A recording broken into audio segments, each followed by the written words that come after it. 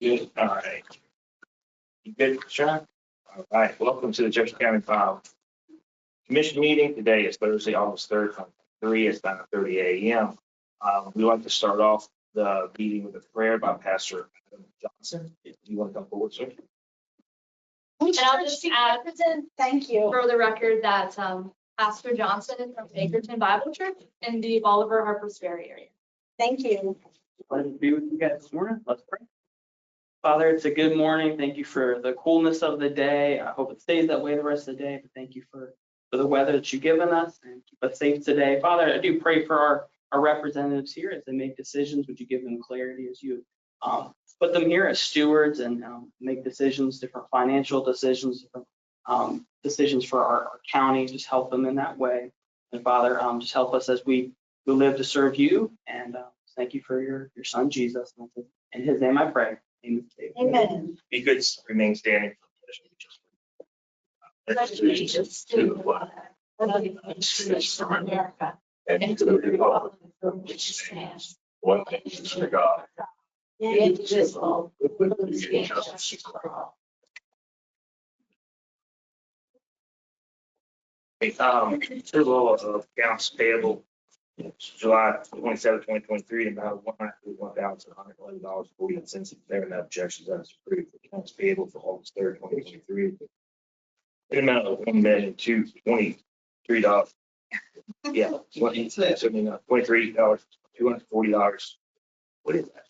Yeah, 23 and 240. Sorry. There we go. If there are no objections, that is approved. Manual checks, July 2023 for an amount of $14,550.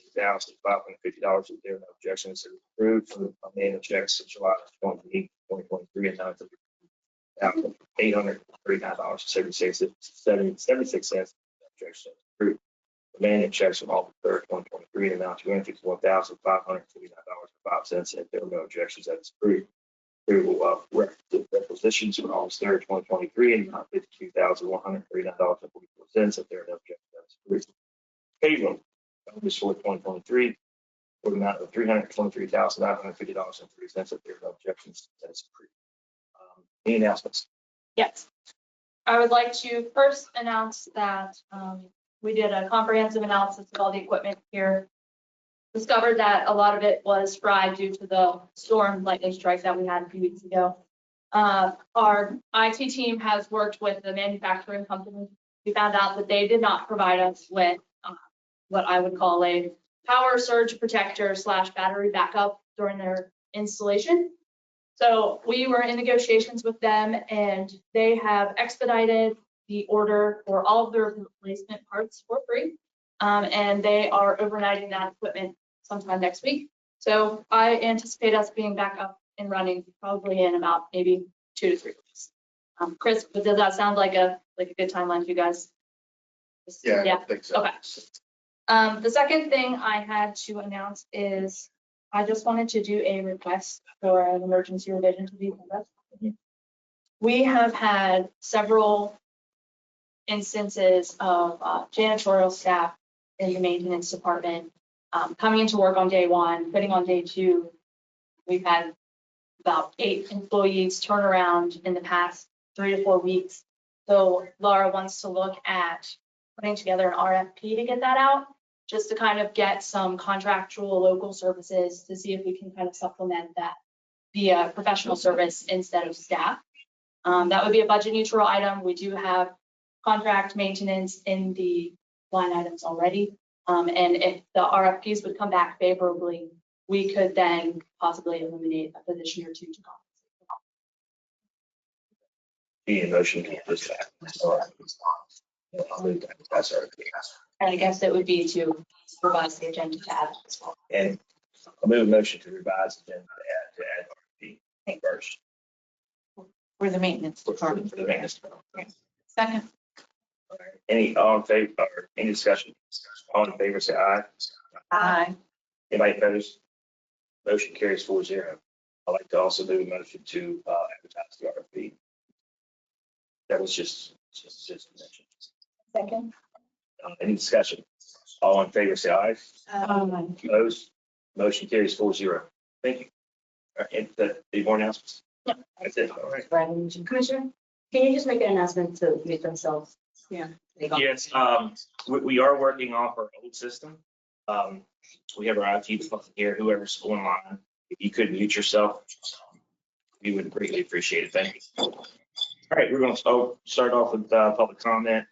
You'll have 3 minutes. If you can come up, state your name, address, we'll appreciate it. We'll start off with Jack Miller.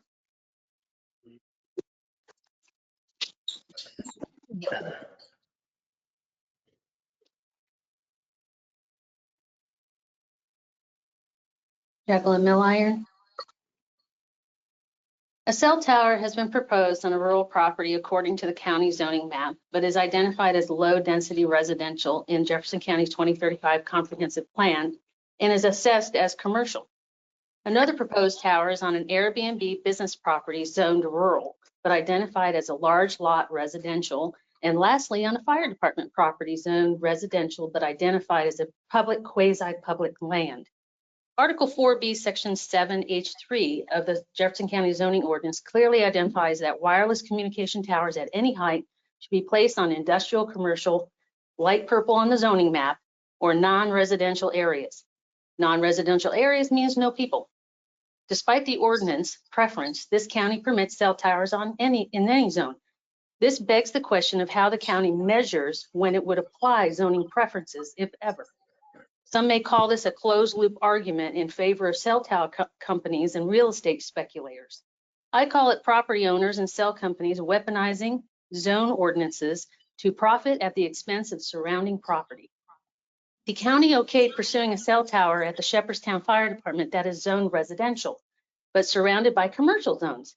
Yet the cell company didn't propose a cell tower with a breakaway waiver at the Bakerton Fire Department, just a stone throw away from the Airbnb site who currently advertises great Wi-Fi. Sitting lower than the Bakerton Fire Department, the Airbnb is surrounded by residential lots. The tower is aimed at a residential area poised to intercept or buffer 700 direct elevation megawatts heading up over a ridge and into Maryland. I recently traveled to North Carolina and noted cell tower locations. Most are along highways and industrial commercial zones, and the rest are on 100-acre farms by major roads. When I saw that, it made sense. What I see in comparison here in this county is a narrative of vague zoning enforcement that tees up a look of backroom deals. It will become crystal clear when Just Say Yes ordinances produce dozens of cell towers littering the county planted by those long gone. The bigger picture is the county wireless communication zoning ordinances are deficient in protecting against the perceived health and financial harm potentials experienced by existing West Virginians that come with cell tower installation. It is an industrial piece of equipment and should be treated as such appropriately, not placed just anywhere because someone didn't pick up the phone, answer an email, or a political card was played. Thank you. Thank you, David Jack.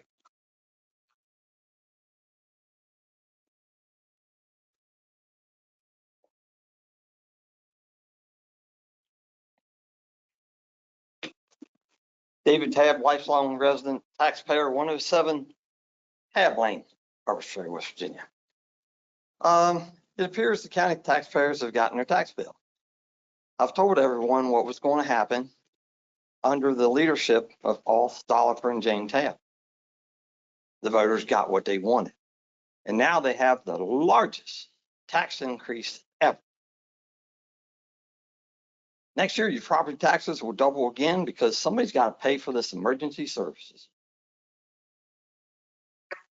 No other candidate that ever run for office or elected to office told the truth.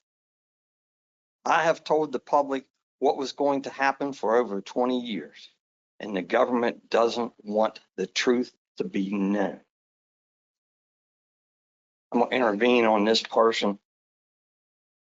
I'm thinking that maybe the prayer we just had intervened on the amount of money that was stated within your rendition of opening the meetings.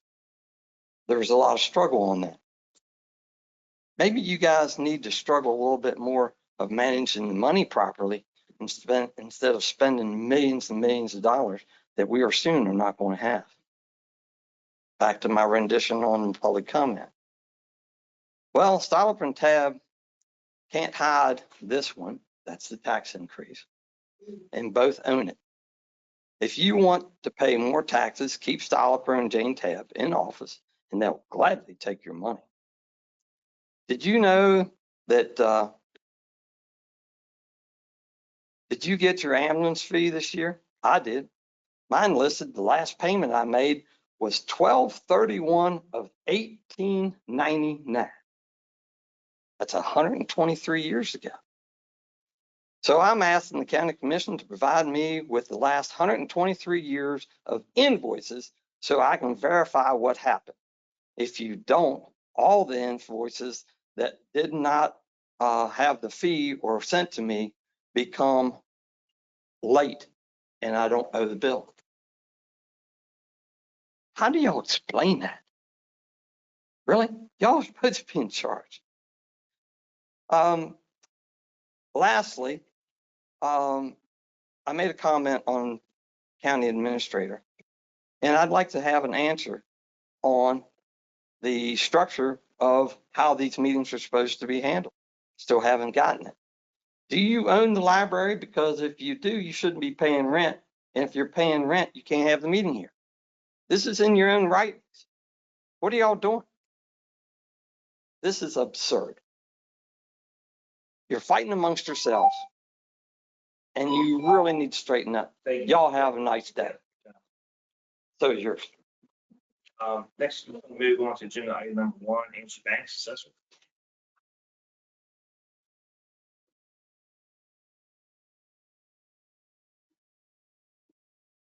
Good morning.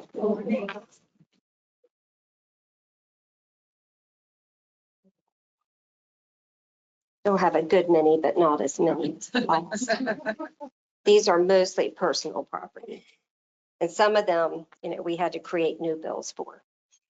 Okay, this first one is in our 2023 personal property book, Cabletown District. The taxpayer did not own the 2011 Toyota Sequoia. It was sold before July 1st of 22. Assessed value $9,945. Tax amount $232.32. The taxpayer is Maya Brown. Ticket number 309270. I move to approve ticket 309270. Second. Favor say aye. Aye. Opposed, motion carries 4-0. This one is in our 2023 personal property book, Middleway District. The taxpayer did not own the 2015 Ford Fusion, July 1st of 22. Assessed value $6,480. Tax amount $151.37. Taxpayer is Randy Cox. Ticket number 311425. Move to approve ticket number 311425. Second. All in favor say aye. Aye. Opposed, motion carries. Okay. This is in our 2023 personal property book, Middleway District. Taxpayer had traded in his 2014 Subaru before July 1st, but did not remove it from his assessment form. Assessed value is $6,420. Tax amount $149.97. Taxpayer is Danny Daniels. Ticket number 311466. Move to approve ticket number 311466. Second. All in favor say aye. Aye. Opposed, motion carries. In the 2023 personal property book, Harpers Ferry District, taxpayer did not own the 2019 Clipper travel trailer. Assessed value $6,480. Tax amount $151. Taxpayer is Deborah Mariani. Ticket number 307830. Move to approve ticket number 307830. Second. All in favor say aye. Aye. Anybody opposed, motion carries. This is in our 2023 personal property book, Harpers Ferry District. Taxpayer did not own the Ford Focus, 2011 Ford Focus, July 1st, 2022. Assessed value $1,995. Tax amount $46.60. Taxpayer is Gary Musgrove, ticket number 307992. Move to approve ticket number 30792. Second. All in favor, say aye. Aye. Opposed, motion carries. This is in our 2023 personal property book in the city of Ranson. Taxpayer did not remove the 2007 Honda from his 23 assessment form. Assessed value $2,415, tax amount $68.64. Taxpayer is Shabnam Omar, ticket number 313979. Move to approve ticket number 31997. All in favor, say aye. Aye. Opposed, motion carries 4-0. This is in our 2023 personal property book, Cabletown District. Taxpayer did not own the 2017 Dodge Ram July 1st of 22. Assessed value $23,145. Tax amount $540.67. Taxpayer is Charles Oswald. Ticket number 310378. Move to approve ticket number 310378. Second. All in favor, say aye. Aye. Opposed, motion carries 4-0. This is in our 2023 personal property book, Cabletown District. Taxpayer did not own the 2013 Hyundai. Assessed value $3,855. Tax amount $90.05. Taxpayer is Val Schlater. Ticket number 310593. Move to approve ticket number 310593. Second. All in favor, say aye. Aye. Opposed, motion carries 4-0. This one is in our 2023 personal property book, Charlestown Corporation. Assessed value $7,425. Tax amount $208.58. Applicant is Stephen Waldron. Ticket number 306182. I didn't give the individual vehicles. It was a 2010 Jeep that was assessed at $2,445, a 96 GMC that was assessed at $300, and a 2008 Ford that was assessed at $4,680. But they did not have any of these vehicles July 1st, 2022. And then the total assessed value was $7,425, tax amount $208.58. And that taxpayer Stephen Waldron, ticket number 306182. Angie, what was the district that was in? City of Charlestown. I'm sorry. No, I'm sorry. Move to approve ticket number 306182. Second? All in favor, say aye. Aye. Opposed, motion carries 4-0. This one's in our 2023 personal property book, Harper's Ferry District. Now, this was an erroneous assessment on the motorhome. It was a quantum motorhome. We adjusted the assessed value by $15,079, tax amount $352.26. Applicant is Joseph Wableski, ticket number 308762. Move to approve ticket number 308762. Second. Favor, say aye. Aye. Opposed, motion carries 4-0. This one's in our 2023 personal property book in Charlestown Corporation. Taxpayer did not own the 2022 Kia July 1st of 22. Value $28,510. Tax amount $800.90. Taxpayer is Arthur Yates III. Ticket number 306275. Move to approve ticket number 306275. Second. Favor, say aye. Aye. Opposed, motion carries 4-0.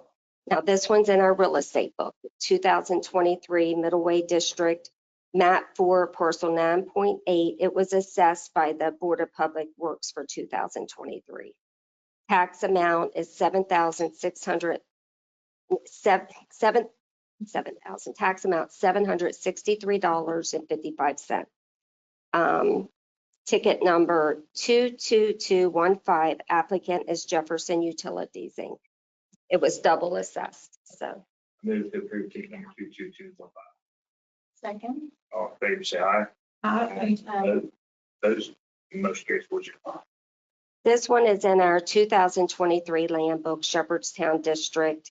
We adjusted the taxpayers' portion of his business portion of his property. This is in the Land Book. So he has his house and business, but the business has downsized back in the, well, we visited there back in the fall, and it should have been adjusted at that time, and it was an oversight on our part. We reduced it $20,925, tax amount $488.80.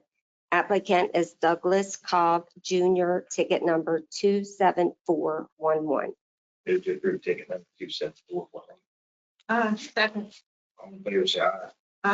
Opposed? Motion carries. And that is all of them. Thank you very much. Next, we're going to move on to agenda item number 2. Check. Well, I emailed these to you. Morning, Commissioners. Good morning. How's everyone today? Figured you were this place. Yeah. Thank you so much.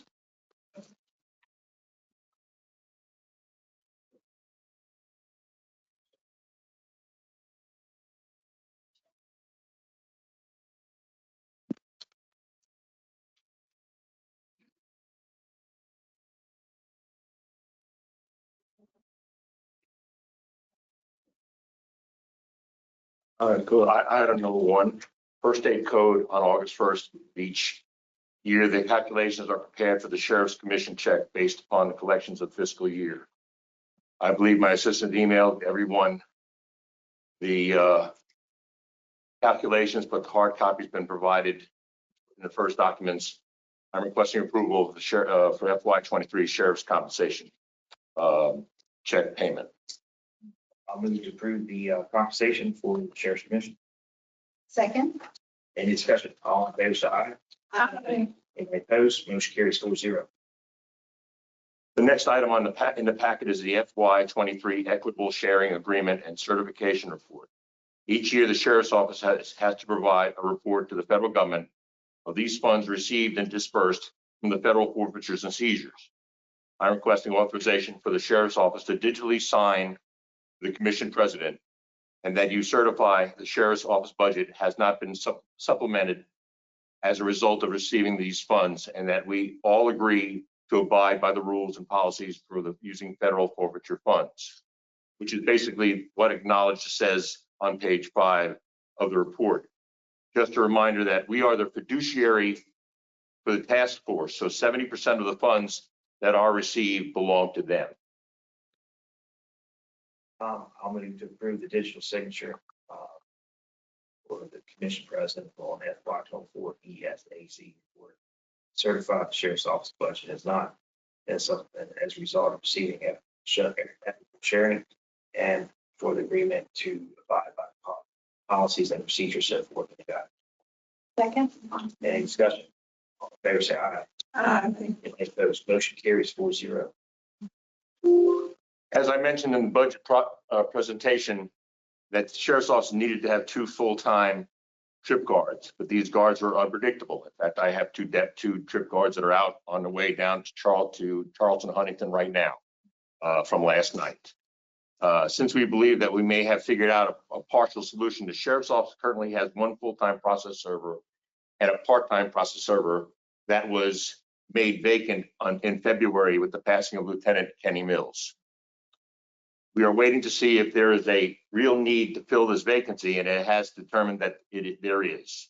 It is believed that there was made a full-time 40-hour position that abides from assisting from the service of process and completing court runs. Additionally, utilize a role as a sitter and a transport officer during the day to help this burden off of the day shift deputies, which have been staffing.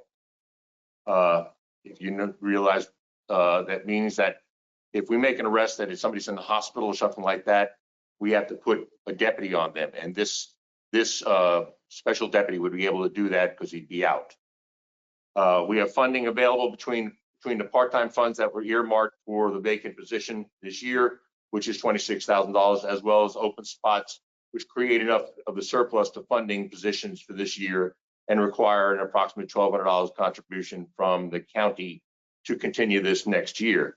If you approve this position, we'd like to fill it with bailiff DJ Weimer, as we have been using him as the court schedules allows to fill in for the full-time process server is off. We'd like to move him over to at his current rate of $18.08 an hour and backfill his position as the court bailiff. I'm going to move to approve the creation of second full-time process server through the transfer. Dale Weimer to a 40-hour position, rate of $18.08 an hour. Second? Any discussion? I just want to be clear, you said would require a contribution by the county commission of $12,000. Is that for Next year. next year? Next year. If you carry it Yeah. through. Yes. Current budget is okay. Yes, ma'am. All right. Make sure. Understood. All right, we have a motion and a second, and more discussion. All in favor, say aye. Aye. Opposed, motion carries 4-0. The next item on the agenda, we met with City Administrator Cindy and Bessie yesterday, and we were able to get the pay scale issue corrected, so it doesn't need to come in front of you. Finally, we are changes for the animal control. As the commission, you're aware, Robert Smith requested a change in his position, and Zachary Holler had a desire to replace him. So we're swapping Robert and Zach's roles and pay at the animal control as each of the starting salary for their position. Robert Smith will now be the kennel tech at a salary of $33,965, and Zachary Holler will now be acting as animal control officer with a salary of $40,628. I just need you to know on record of this approval. That's it. Yeah. No, it shouldn't. I don't think you need a motion. He's transferred within my department. But if you want to make a motion on it, that's fine with me also. A motion to approve, fine. I'll move to approve the change from Robert Smith, animal control officer, to kennel tech, and change for Zachary Holler, lower kennel tech to animal control officer. Second? Any discussion? All in favor, say aye. Aye. Anybody opposed, motion carries 4-0. Thanks, sir. Thank you. Thank you, commissioners. Have a great day. Okay, next we're going to move on to agenda item number 3. Eddie.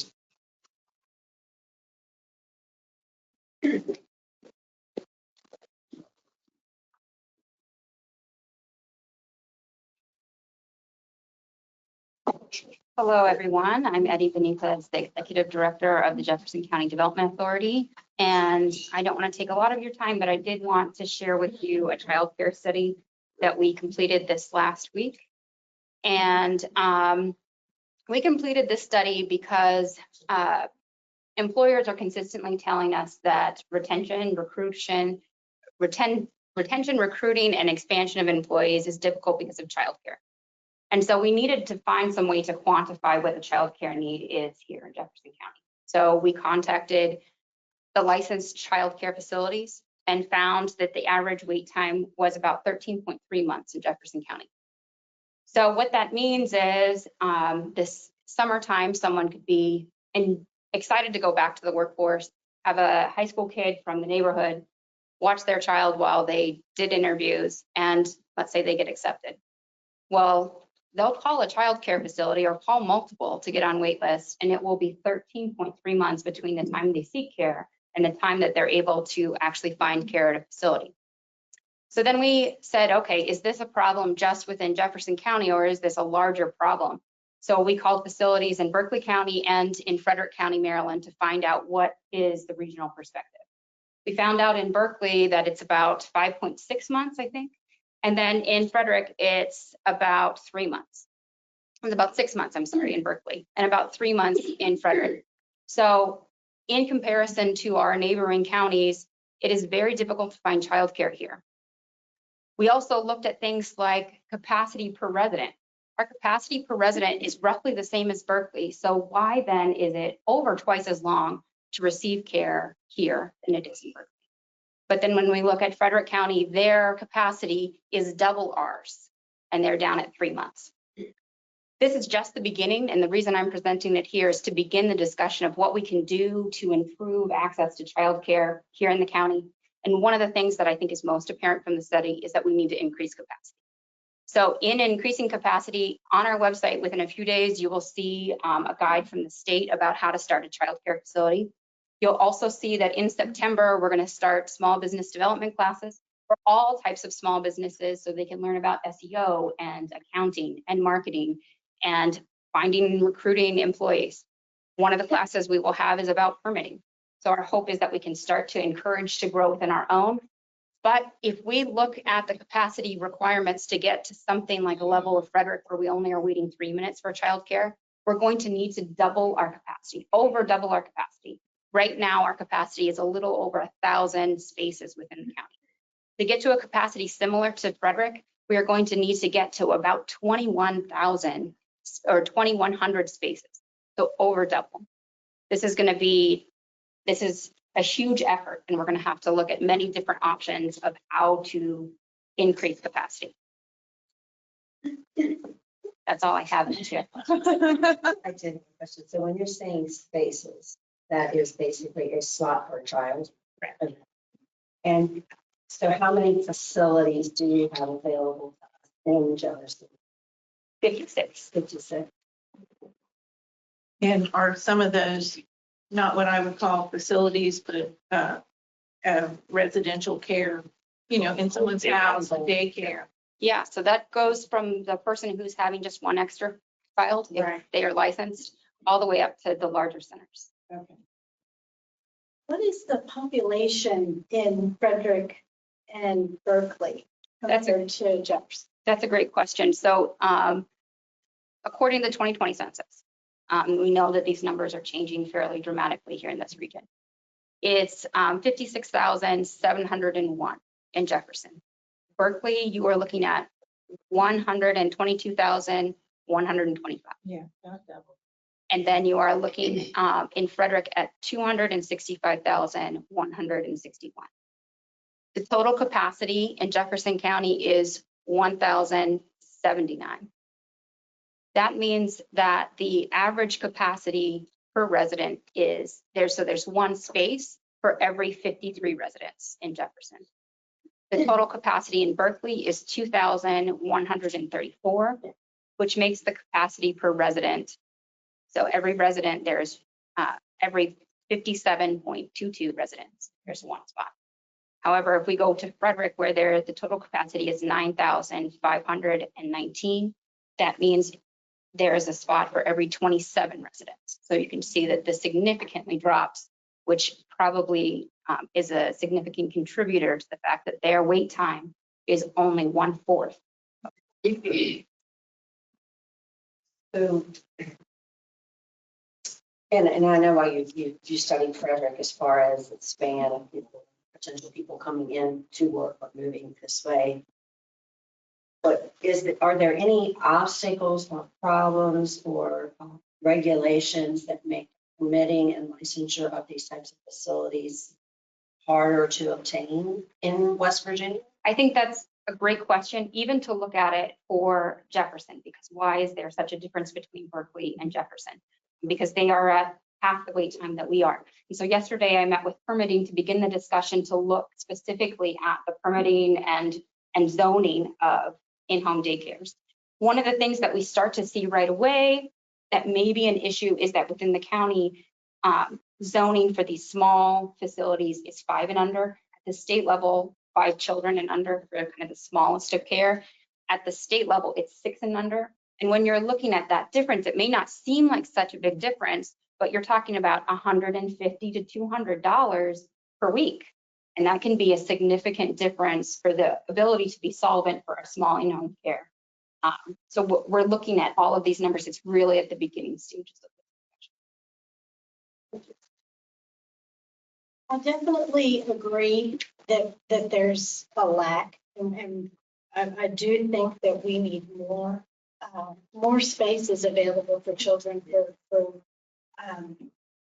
parents who, two-parent household that they both work, or one, mother, single father, whatever.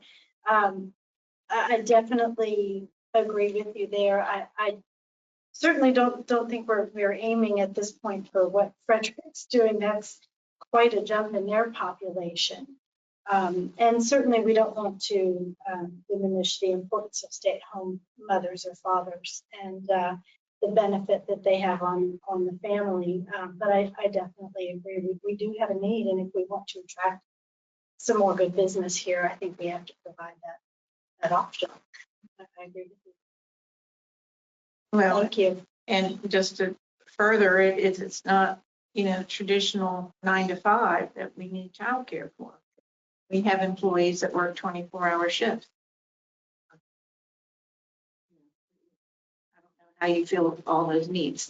Yeah, and this, again, is just the tip of the iceberg. Right. There are many things. So thinking about how the state of West Virginia, and I think every state, requires that a child be in care no longer than 8 hours. And so what do you then do when people are working 4/10s or they're working 12-hour shifts? It becomes an interesting problem. Then also in the state of West Virginia, if you're having reimbursed care, they only reimburse for days that you are actually in care. So if you are working a part-time job where you're working Monday, Wednesday, Friday, the state will only reimburse for care Monday, Wednesday, and Friday. But the care center has to keep the spot open on Tuesday and Thursday and receives no income for that child. So it makes it more difficult for a daycare center to operate. Again, it's just the beginning, and I'll continue to look into the issue.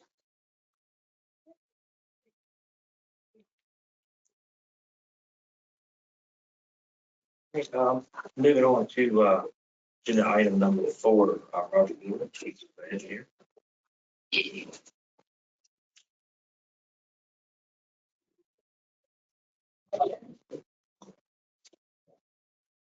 3 items. First one's a bond release. Requesting a partial release of $2,360,734.88 from the construction bond. Roderick Plains LLC, Aspen Green subdivision, Phase 2B, Planning Commission file number 20-1 SD. This project's located at the intersection of Country Club Road, Route 24, and Flying Springs Road, Route 17.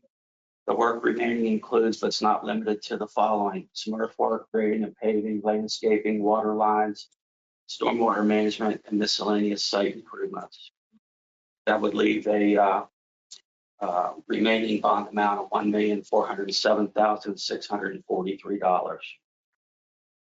I'm moving to authorize the partial release once bond number 52431-397 with United Fire and Casualty Company. $2,360,000. Excuse me, $734.88 for Rich LLC, Aspen Green subdivision, Phase 2B, file 2-1-7D.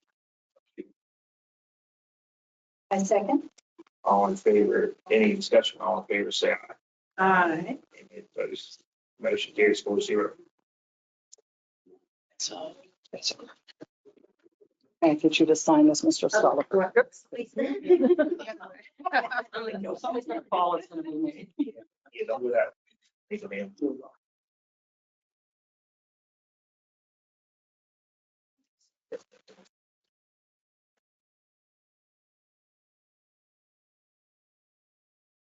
The second one I have is request approval of employment offer to fill the position of land development inspector in the Department of Engineering, Planning and Zoning. Requesting approval. The need to fill the position is due to the planned retirement of the current land development inspector on about November 1, 2023. Fiscal year 24 budget provides funding for a replacement person's employment to overlap with the current land development inspector for a period of up to 6 months. This allows the current land development inspector to provide training to their replacement. The position was advertised, resumes and applications received and reviewed, and interviews conducted, and a qualified person selected for the position. An offer of employment was made contingent upon county commission approval by the county commission. The salary offered was $76,000 a year. The current budgeted salary amount is $82,000 a year. Therefore, the proposed action is an FY 2024 budget neutral action and results in actually a budget savings. No additional funding is needed, and the person and the job description's attached, and the person that we offered the position to is William Smith. I'll move to approve the offer of employment to William Smith for $76,000 per year to replace the person for the position of land development inspector.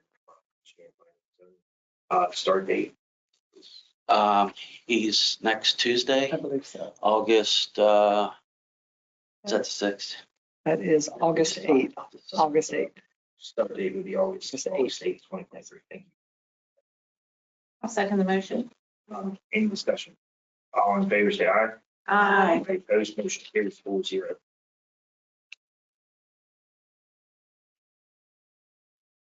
The next one is request approval of employment offer to fill the position of building inspector in the Department of Engineering, Planning and Zoning. We need to hire a building inspector due to the planned retirement of a building inspector on October 2nd, 2023. Funding is provided in the FY 2024 budget for an additional building inspector. That's in addition to the one that's retiring that we're going to have to replace, which allows for overlap with the current building inspector for training purposes. Under West Virginia State Code, building inspectors are required to pass exams and become certified in various aspects of the building code within 24 months. They are also required to complete continuing education on an annual basis. An offer of employment was made contingent upon approval by the county commission. We're requesting approval of an offer of employment to fill the position of building inspector in the Department of Engineering, Planning and Zoning, the Office of Building Permits and Inspections at an annual salary of $47,250. The FY 2024 budgeted salary amount is $49,000 per year for the additional inspector that we got. In addition, I'm making a request to move Ryan Mose, an existing building inspector, from his current salary of $47,250 to a salary of $50,250 per year in order to provide pay scale equity between the new building inspector and the current one. There is a salary savings in the FY 24 budget to cover this increase. Therefore, both requests are FY 24 budget neutral actions. And we ran the numbers, and between doing that, the delay in hiring the building inspector, the delay in getting the land development inspector, et cetera, and then this salary increase, the net salary savings in the FY 24 budget is like $8,008. So the money's there to cover it, and it provides pay scale equity that I need. The person we're offering the job to is Terry Weldon. He's a resident of the county. He's working part-time for Clark County as a part-time inspector, and he's looking for permanent work. And so he has building inspector experience. So the name again was Terry. Terry Weldon, Well, Weldon. okay. I'll move to approve the offer of employment at $47,250 to Terry Weldon to fill the position of building inspector in engineering planning office, permits and inspections, and to reach building inspector Ryan Moss, salary $250,000, $250,000 per year. Okay. Any discussion? Start date? Start date was for Mr. Weldon. Approximately August 21st. He's going to give a 2-week notice. Approximately August 21st, 2023. Thank you. Any more discussion? All in favor, say aye. Aye. Opposed? Motion carries 4-0. Thank you. Thank you. Thank you. Next, we're moving on to agenda item number 5. Alex. Good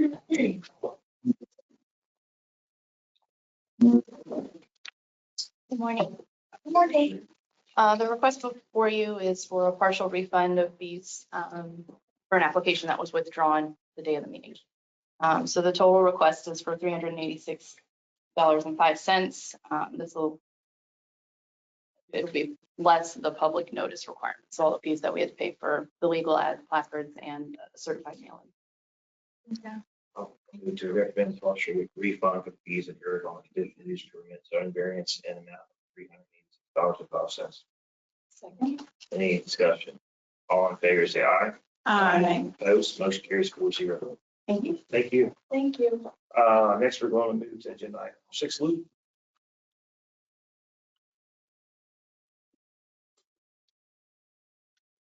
Good morning. Good morning. The request in front of you is to have a joint session for the planning and county commission to discuss and approve the goals and objectives for the 2045 comprehensive plan updates.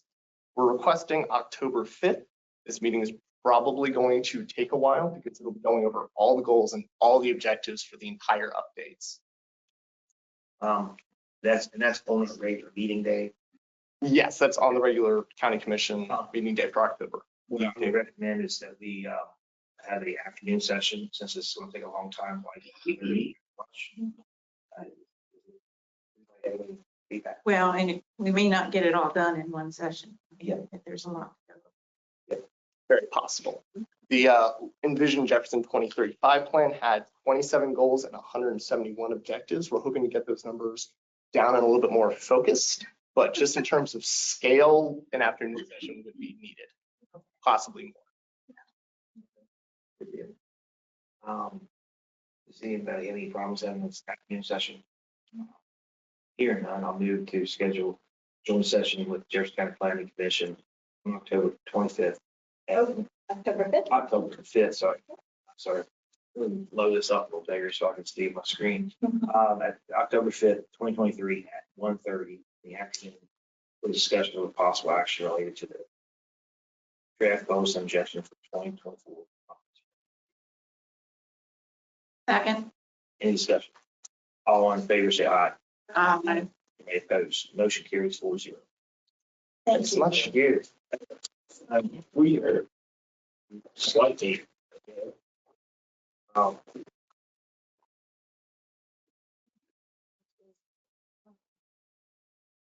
have items if you want to get something.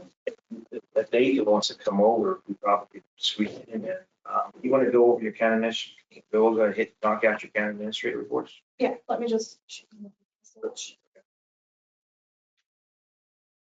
And you have Karen's. You have Karen's information too. Loretta, do you have internet over there? Can you use something? Well, it probably might need Nathan for Aaron's issue. Yes. I know we will.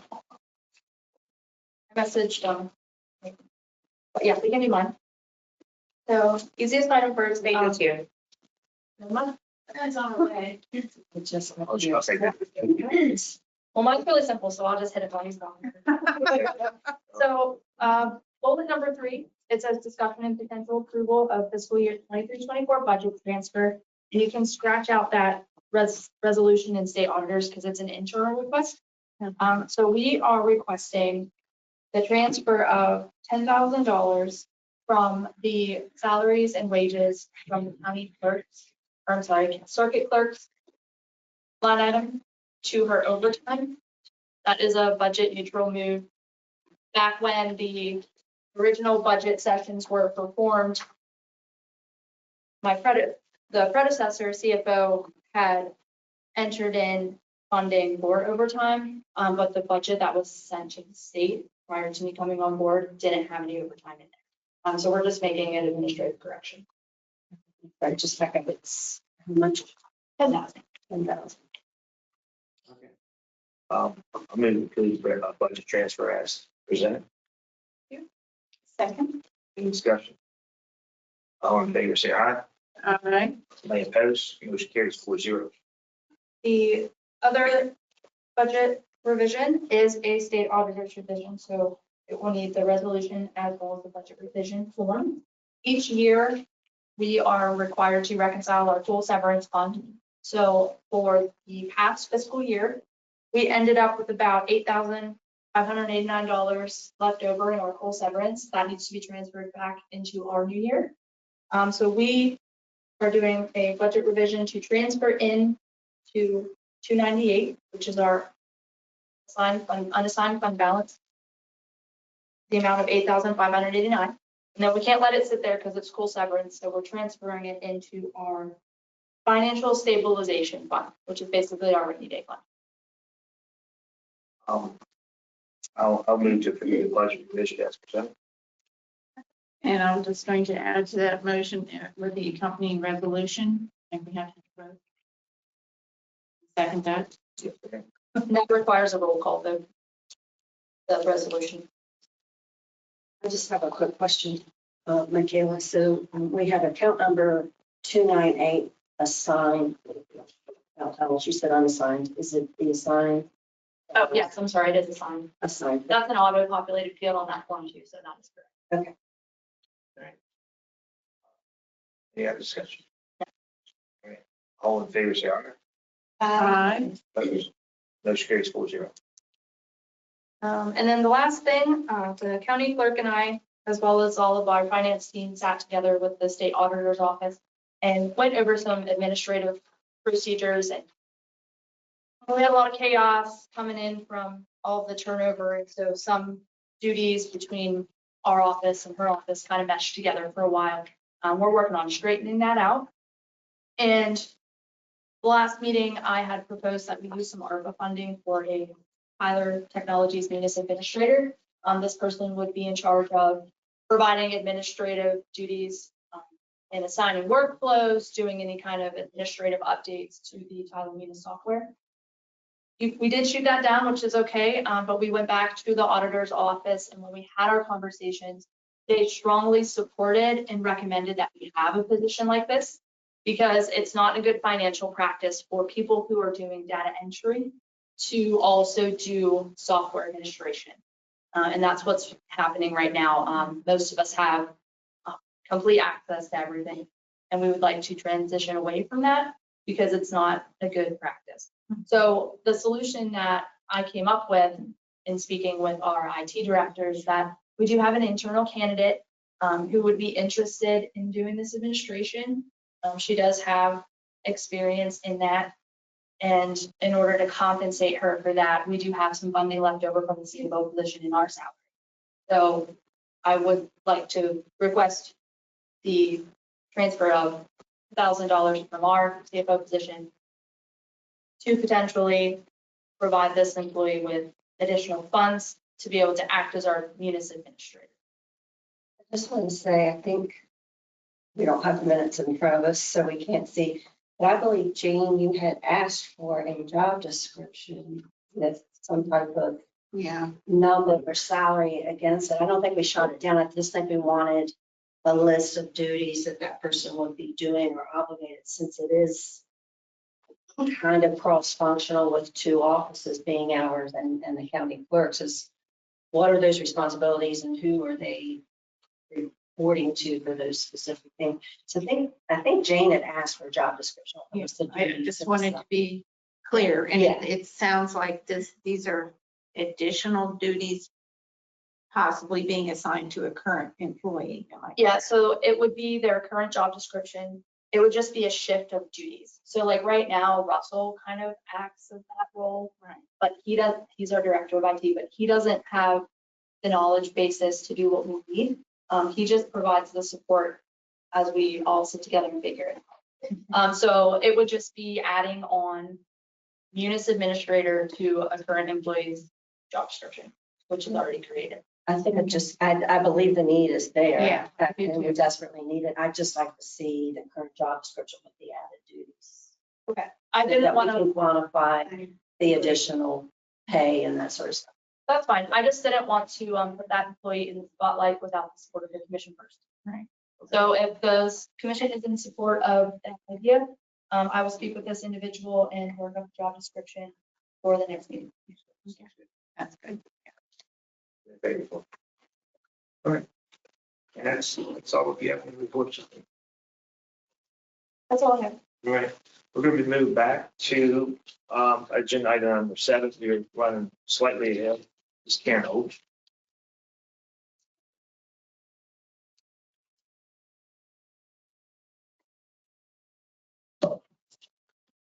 Good morning, commissioners. Do we have to convene? Yes, we need to go into fiduciary review. I'll move to convene, move to convene as fiduciary. Second. Any discussion? All in favor, say aye. Aye. Motion carries 4-0.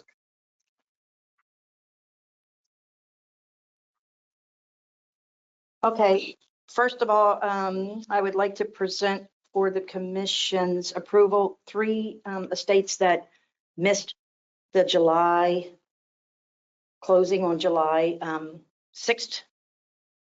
There were 3 additional ones that was in our office, but we did not have the fiduciary report on them. The fiduciary was out of the country on vacation, and we had already told these individuals that they would close in July. So we would like to present those 3 additional ones for approval today to close. And you should already have that in the packet. Second, you have a big packet. On April 6, 23, probate and Mr. Cartwriter appeared before this commission asking to remove Mr. Judy as personal representative of these 2 estates and surrender everything in his possession. The commission at that time voted unanimously. Today you have, as of this date, Mr. Judy has not complied with your all's previous order. Therefore prompting the action before you from Mr. Cartwriter today. Before you have a packet by Mr. Cartwriter, attorney for the personal representative that you appointed, Eugene Hoffman, for the estates of Richard Walter Ascaro and Ellen Sherry Hoffman. Both estates that you have a motion for entry of rule to show cause why respondent William H. Judy, which you all removed in April, the 3rd, should not be held in contempt. Along with that order, granting rule to show cause why respondent H. Judy should not be held in contempt. So you have a motion and an order. And then the fiduciary commissioner that you all appointed on that, Frank Hill, wrote a letter asking that the commission approve Mr. Cartwriter's requests. And to this date, as far as our office's knowledge, Mr. Judy has not complied. So we have not received anything in our office, nor has Mr. Cartwriter. So as far as our office is concerned, he has not provided us any of the information. So therefore, the estate is wasting away because the new person does not have any of the materials to move forward. And Mr. Judy is in West Virginia, correct? And Yes, ma'am, Romney. I recall he was not here. He was in Florida at the I time. remember that. Yes, ma'am. And we had asked and sent him the link to Zoom, but he did not appear. I suppose people know he's okay. We've confirmed he's alive. Yes, they've had, Mr. Cartwriter's office has had conversations via emails and text, and this packet went to Mr. Judy, and Frank's letter, Mr. Hill's letter as a fiduciary commissioner, also went to Mr. Judy. So what are our options? What, I don't know how we legally. Mr. Cartwriter has moved that you enter a rule to show cause why it shouldn't be held in contempt. He also asked you to hold it in contempt. But typically when the commission or court, and the law is that the commission has the same kind of authority that a court has to hold something in contempt. Case like this. And so typically when someone asks for a rule to show cause why they should not be held in contempt,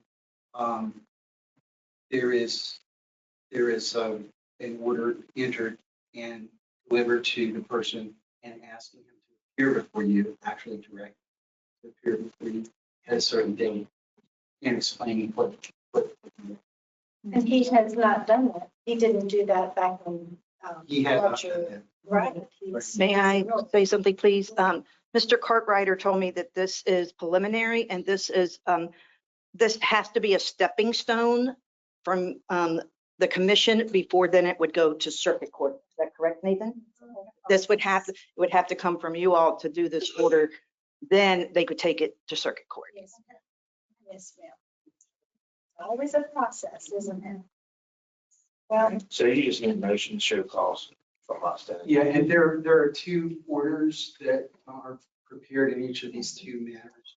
One order in each of these. And I believe that Mr. Colrider agreed to approve those. Picture signature. And then I wish Mr. Colrider were here, but I believe he's asking for you to set a date certain for Mr. Judy to appear before you, usually like 30 days or so. So like not the next commission meeting. so it doesn't count in this particular instance that he was ordered before and didn't, when we put that behind us and now we're asking him again? Again, Mr. Colrider is not present, so I don't know exactly what he's asking you for, but typically, what you don't want to have happen is to have something fail for lack of procedure. And so, Yes, yeah, I so by having him appear before you to, and that's one of the things that he's asking for in paragraph 7 of his order, to enter a rule to show cause which requires a respondent to appear before the county commission in person and demonstrate he's got several items, but basically to explain to you what's going on and why he hasn't. I just want to say I feel very much for the families that have been working very hard to get him removed, and he continues to ignore them and their requests, and that just really bothers me, and I hate kicking the can down the road. That really bothers me for them. And when I looked through my packet, I noticed there were a lot of things that families were asking about. Good gracious, including ashes. I mean, for heaven's sake, what is wrong with this person that he has not turned these things over? I'm sorry, it has to be said, it's not right. He's thumbing his nose at everybody, and it really bothers me. And that's all I have to say.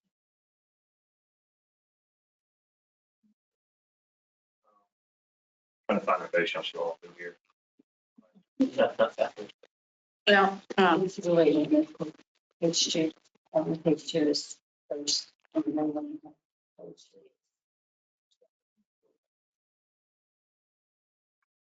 Would you like to see mine, sir? Yeah, Hard copy? yeah, unless somebody else will read it. You're fine. She's gonna. Oh, okay. So make a motion that the county commission hold the respondent.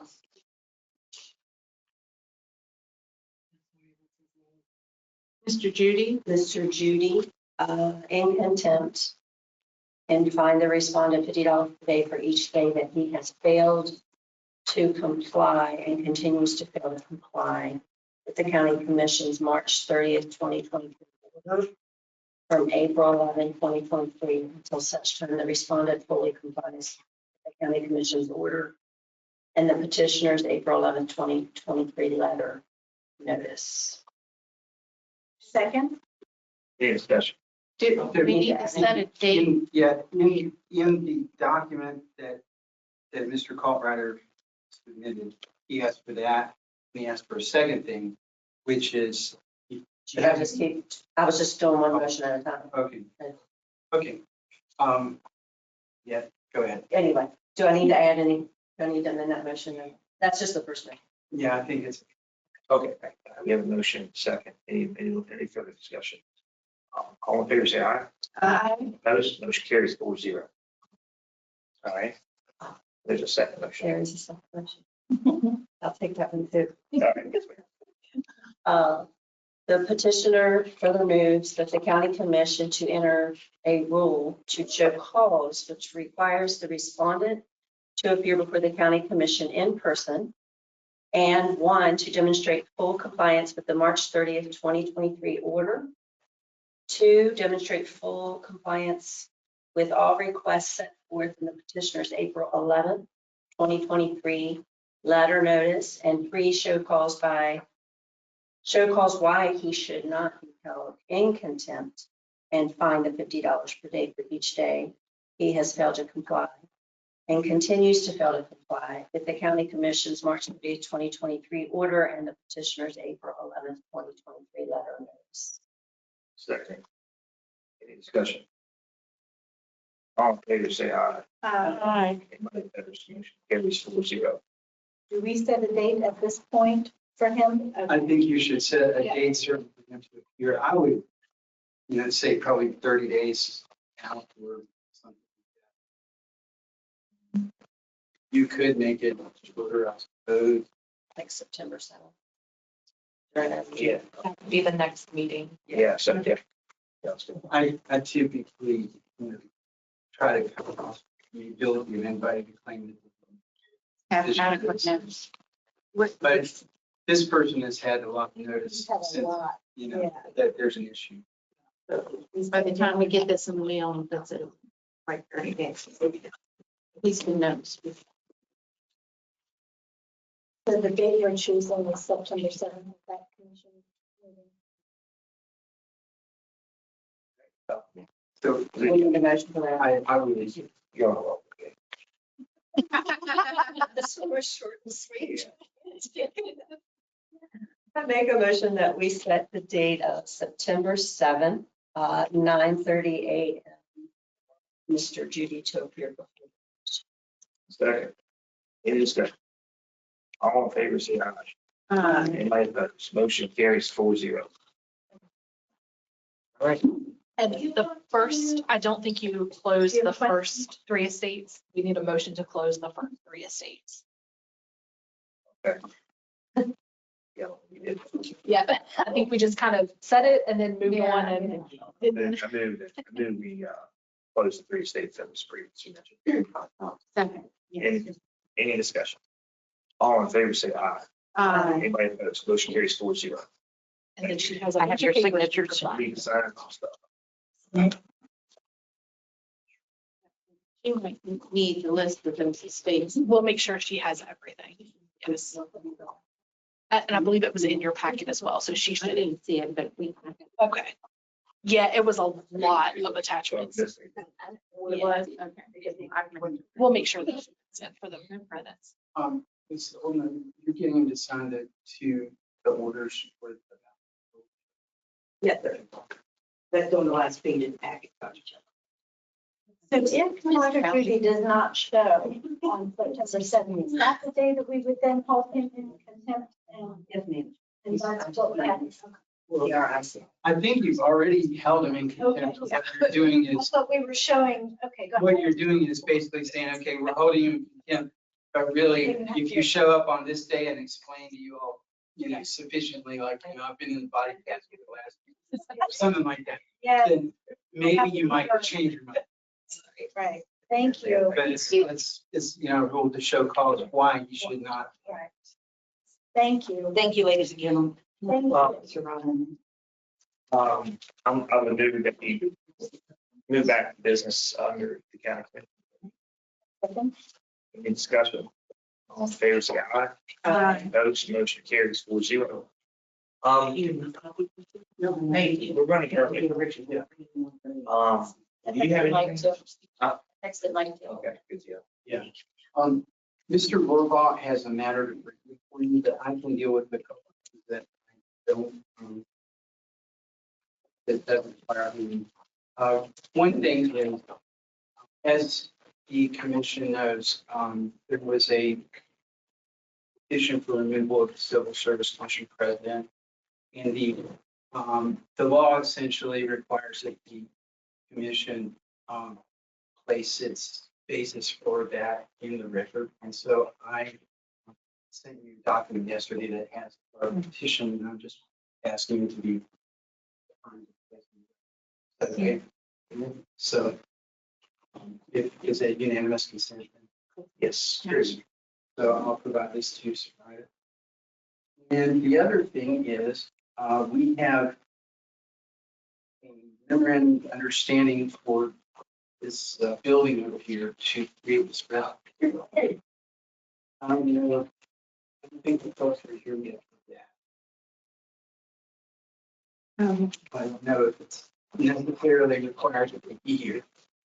We've worked all this out, but I just have an MOU to give you. It's very simple. And basically, it's just saying that we're letting them use that building for their flooding distribution. At no cost. I did have just a few questions. I know they presented sometime on this, but I did have a few questions. I think what to do with them. Yeah. And I'm almost certain you can answer. I probably can. One thing I do want to make clear to them, and they know this, but that storm that came through the other Yeah. day ripped off the power off of that building, and I don't think that that's been completed yet. So, No, no. I mean, I would think that they could go ahead and move some of their stuff in there that they have currently crowding their offices if they wanted to, but they won't be able to actually use the facility until that's fixed. You know, I know that the maintenance department's been working on that, but I don't know what steps they have to take with the power. And I'm just gonna throw my question out, because maybe one of you all remember. Maybe they presented this. I'm just curious how this closet and community service project works with, or does it compete with community ministries providing services? I mean, is this one specifically court ordered? Do we know? It's a recovery closet, so I wasn't sure why, if this was necessary, why some of those folks might not take advantage of community services. Community Ministries, I'm sorry. I knew what you meant. Versus, like, are we creating a redundant thing? Can they take advantage of community ministries, or? That was a question that I had as well. So that's, I can address that actually in like a general sense. We've implemented programs like this in some of the places where I'm from. So basically, it's like a resource referral system, tandem with organizations such as Social Christian Ministries or Goodwill. It's an incentive program. They do a lot of good things. Most of those sorts of things are donation based and they're free. But there's also a structure to it as well. So you're not just going into, for example, Social Christian Ministries and you're saying, oh, I don't have a winter coat. Here's a winter coat. Recovery programs like this kind of teach about budgeting and reward incentives. So it's almost like a reentry and structured program that goes alongside with other social services, such as Social Christian Ministries or even some of the Goodwill services. Is this, it says in section 1 or paragraph 1, in terms and conditions, participants of ABC shall provide community service by assisting in staffing, et cetera. Is that court ordered community service? Is that what that is? It can be court ordered or it can be volunteer based. So a lot of times, you know, a court order will come in and the judge will say you need to do this, but there's also social sides to it as well. Maybe they're in a reentry program where they have to do community service to receive some sort of funding, or maybe they're just in the program to receive some sort of job skill. So a lot of like reentries will come in and they'll learn how to take inventory or stock shelves or, you know, exchange cash. So they can add those structured skills to their resume. Thank you. So I've got the document here in my hand that you can sign if you all want to do, or if you want to wait on it. yeah, I just wondered if we were creating a redundancy with community ministries. I mean, we give community ministries a lot of resources. Sure. Well, and I think some of this may be coordinated more with the court system. Yes. Right. I don't know specifically about this program. It is kind of an outbranch of.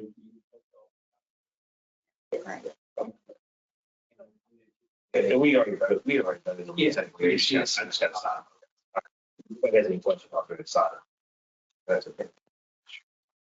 Well, I think our vote was for them to draft it. I think we need, right? No, you don't remember the specifics, but I Yeah, it has been some time. We'll probably remember. How about we just do this and make it clean? I move the motion to sign the MOU with the Jefferson County, I guess, for the community closet. Let me get this right. Yeah, Drug treatment center. adult drugs treatment center to have a community closet here behind the park. That is conditional on getting the power. And condition that we will eventually get power back there from the source. Yes, sir. And I'll second that. Any discussion? All in favor, say aye. Anybody opposed? I'm just curious. Makes it clean. It was sometime.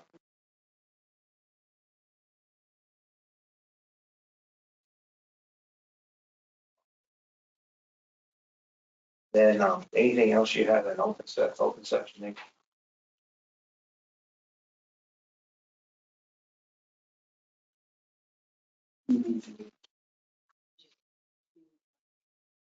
So we got to go to second session or anything else? Well, Mr. Rohrbaum was not expecting this early, so he's on here now. Okay. He has something to share with you, I believe, regarding the solar issues. Okay, good deal. Oh, I can also address 2 items on this list as well. okay. You want to we'll take a break and then we'll come back and then we'll get Mike's list that sends you your cover and wait for Mike. Something you can. Right? We take a 2-minute recess. Like Maybe, five. yeah, good one. Five minutes. Time is right. Yeah. You said, no, yeah. Yeah. Okay. Okay. That's you just stop me right here and say. Oh, I- There's no questions. Yeah,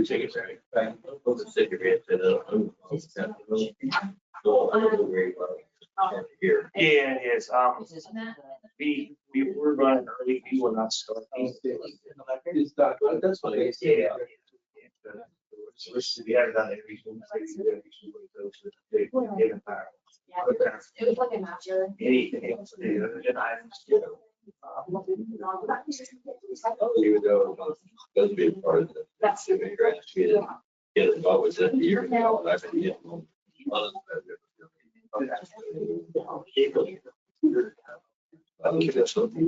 Yeah. Oh, okay, so.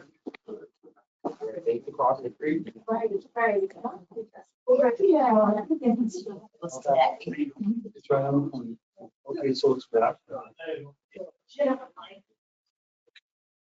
It's, that's the condition. Oh, okay. So, There's a little building right directly across the street and walk out the door, walk straight to walk. so does the main office have like? Yeah, it just, there's a tree limb that took the power line down from that. Oh, okay. Yeah, I saw a big tree branch just on the road out. During that storm, it was really. It's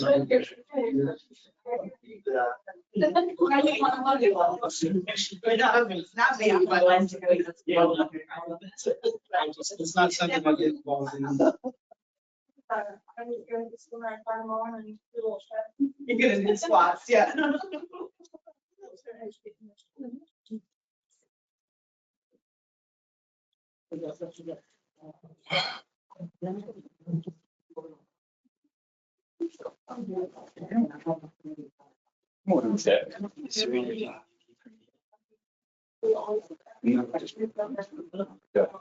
So it can still be.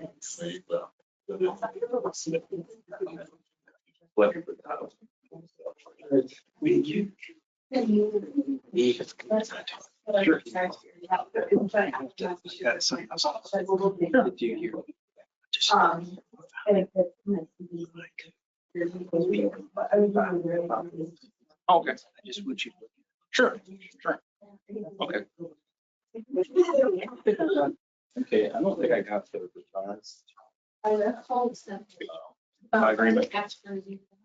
Yes. 1 second. I have the original, but not the.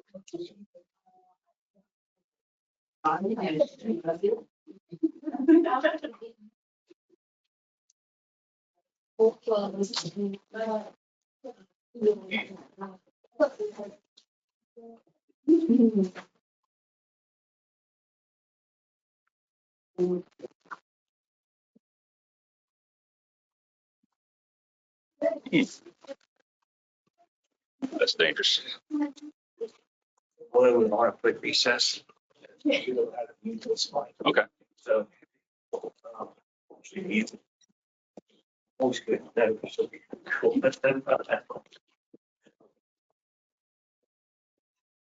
Okay, yeah, I brought them my own coffee. Like front and back, but.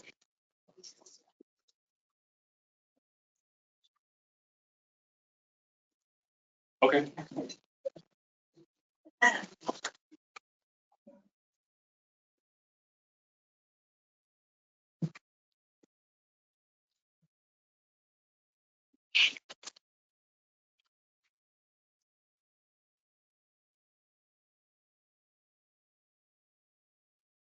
All right, y'all ready? Ready? All right, I guess we're still live. All right, we're going to move to agenda item number 9. For those who are watching online, Those I have it. yeah, we're Nobody's got it. we're recording it. Is anybody watching? They watch on it too. Oh, They can watch on it. So we are jumping around. We just can't communicate with anybody online. So we're jumping around a little bit today, because we're running ahead of schedule. So item number 9, Mr. McSon, director email. Good morning. Several items today. First one, you can see I just noted that we've had a few separations and terminations, and they're really just and resignations. The terminations really aren't like disciplinary. They're inactive personnel. We go through a roster occasionally, and people who are part numbers who are no longer active or meeting the educational requirements are separated from employment. And I do have we're getting ready to start an orientation class. I need approval for some hirings. These are all part-time employees.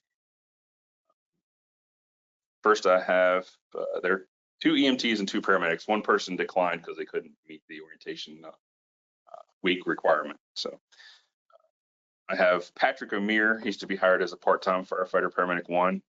He'll start at $25 an hour effective 8/13.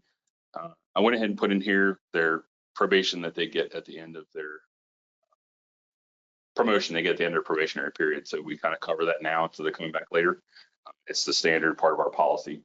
So upon completion of his introductory period and meeting the requirements of our administrative policy 1060, he will receive a promotion to firefighter paramedic 2, and his pay rate at that time will be adjusted to $25.63.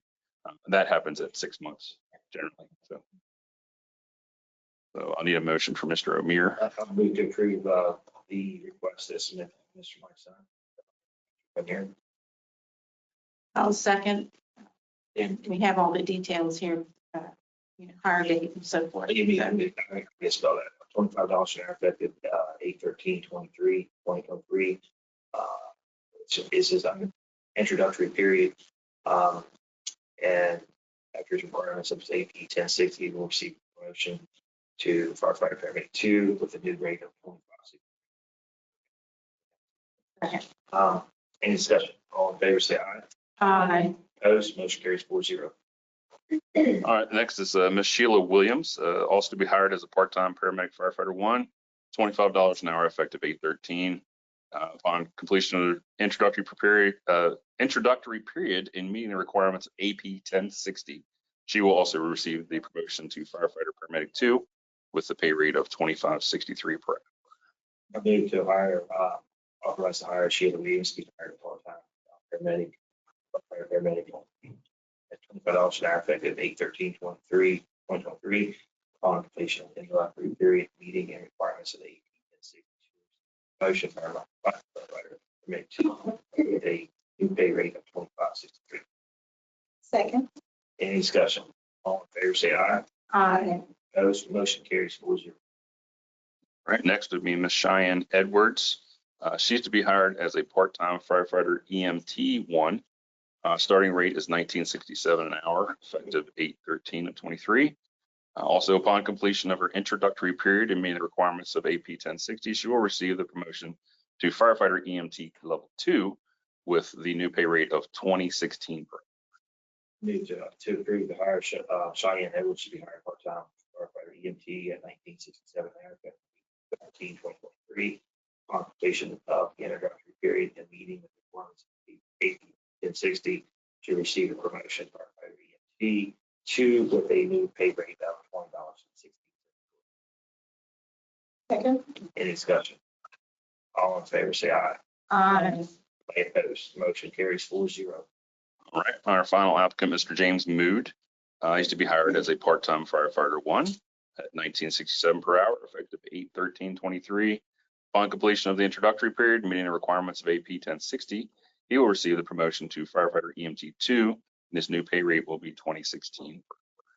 Move to approve the hire of James Smoot, the hired firefighter EMT1, 1967 an hour, effective date 8/13/2023. Upon completion of the industrial period, meeting the requirements of AP 1060, he will receive the promotion by D2 with a new pay rate of $20.60. Second. Any discussion? Favor say aye. Aye. Any opposed? Motion carries 4-0.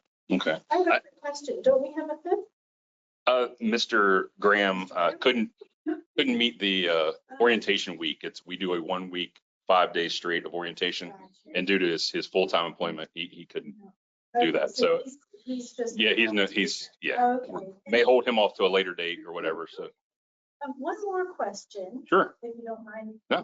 And I'm happy we're hiring these good people.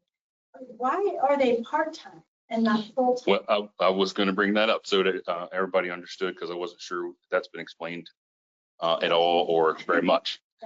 We do keep a very, I wouldn't say very large, but a revolving pool of part-timers. They are used for the vacancies, daily vacancies of our full-time staff. They're not just extra people that are running around that we have on the part-time payroll, but they're used to fill the vacancies because all of our positions have to be filled 24/7. They can't just have a sick day and no one fills the slot. So yeah, that's what they're used to backfill all daily vacancies. And we periodically, quarterly or every 6 months, we go through our roster and see who's inactive, who hasn't, and if they're not interested in being part-time anymore, we let them go and we bring on some new. So you'll see this from time to time.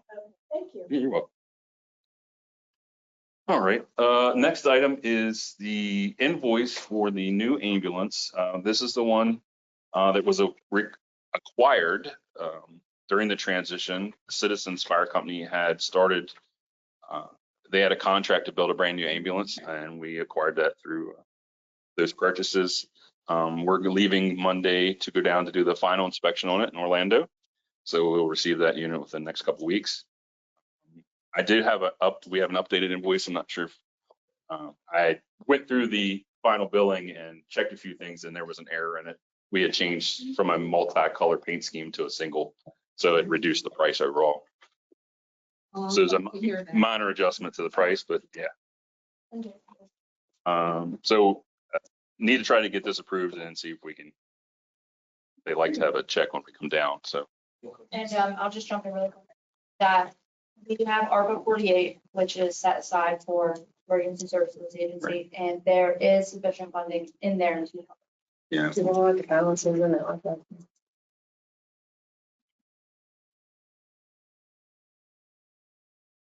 Total or just for GTS? Just in the second. Okay. So we have 2 different funds. There was capital outlay, and then there's also the ARPA 48, which is equipment or other. So in equipment or other, we have 400,000 to spend there. And then also the capital outlay, we have little over 1.9 million. And I don't have ARPA 49 in front of me, but that does have additional funding in it as well. And that's all ARPA funds. Yeah. We've, I know we brought this up over the transition that this was one of the ARPA purchases. So, with the purchase of this, how many ambulances do we have? That brings us to 10. The only remaining project that would be an addition is I have to bring up here a little bit later, is Jefferson County. Because we have no reserve unit there. They still own a unit. We're trying to, we've come to an agreement for something that works for them, works for us, that gets a reserve back in there, but I'll explain that a little more in a minute. So, but this is a absolutely brand new, right off the factory floor unit. So it will be with us for at least 10 years. Kayla, I didn't hear what account number ARPA. Oh, I'm sorry. It's ARPA 48. Okay, that's what, it's agreeing with what I have, so that's what I'm sure. And then we have ARPA 49 too, but I don't have that one. Yeah, and I wasn't seeing that, and I wanted to make sure I was should be looking. Yeah, I wasn't sure which one, so I didn't put that in there. But yeah, you have the updated invoice, $286,804. Part of the invoice has already been paid through the Straker ARPA funds that we spent for cots and stuff. That was one of the new cots, so. I'll go ahead and move to approve the invoice for land emergency services for the ambulance, $286,804. Second. Any discussion? All in favor, say aye. Aye. Anybody opposed? Motion carries 4-0.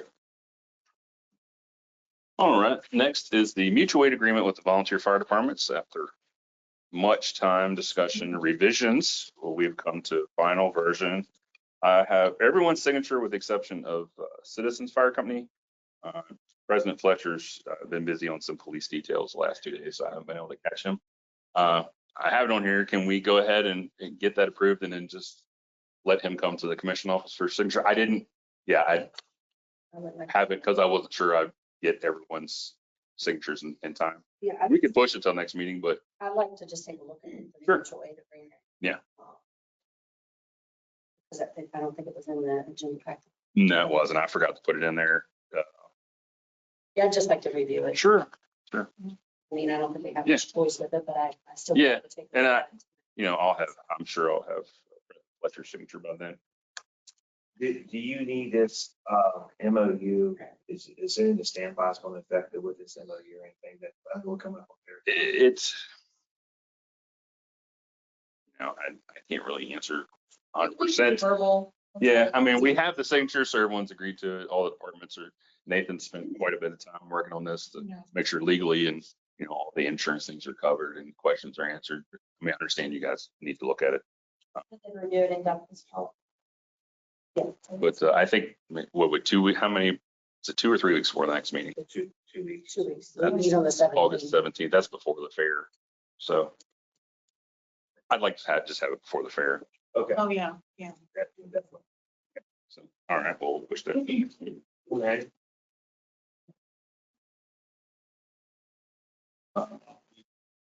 All right, so yeah, standbys. Michaela and I have been working on some stuff. She come up with an EMS, special EMS service agreement for those organizations that are asking for standby services. They all have a copy of this. Yes. Yeah. And I can do that explanation. Sure. if you'd like. Yes, please. So Mike and I worked on this and basically the rates that we came up with. I did not pull this out of the blue. I consulted with a couple of other emergency management ambulance authorities as well as some of my local connections in Pennsylvania to kind of come up with this service agreement. So standard procedure is that you take the highest pay of paramedic ALS or the highest pay of the EMT, and you calculate that to determine how much does it cost the county to employ that person. So that includes hourly rate, that also includes taxes, pensions, anything like that. So we lumped that into the first fee. I'm just scrolling down here. So the first fee is for non-dedicated EMS standby. So non-dedicated basically means that they're requesting a service for ambulance standby with the caveat that if there's a natural disaster or a county emergency, Mike can pull that ambulance to respond to that call. So this is going to be your cheapest option. So for the paramedic ALS, it's $45 per hour. Covers all of the fees I just mentioned. For EMT, it's $38. And then we have flat standby rates for both the ambulance. Sometimes they only need a chase car. So for the flat standby fee for the ambulance is $250. That includes, some maintenance, gas costs on that. and then the single provider cars on the belt.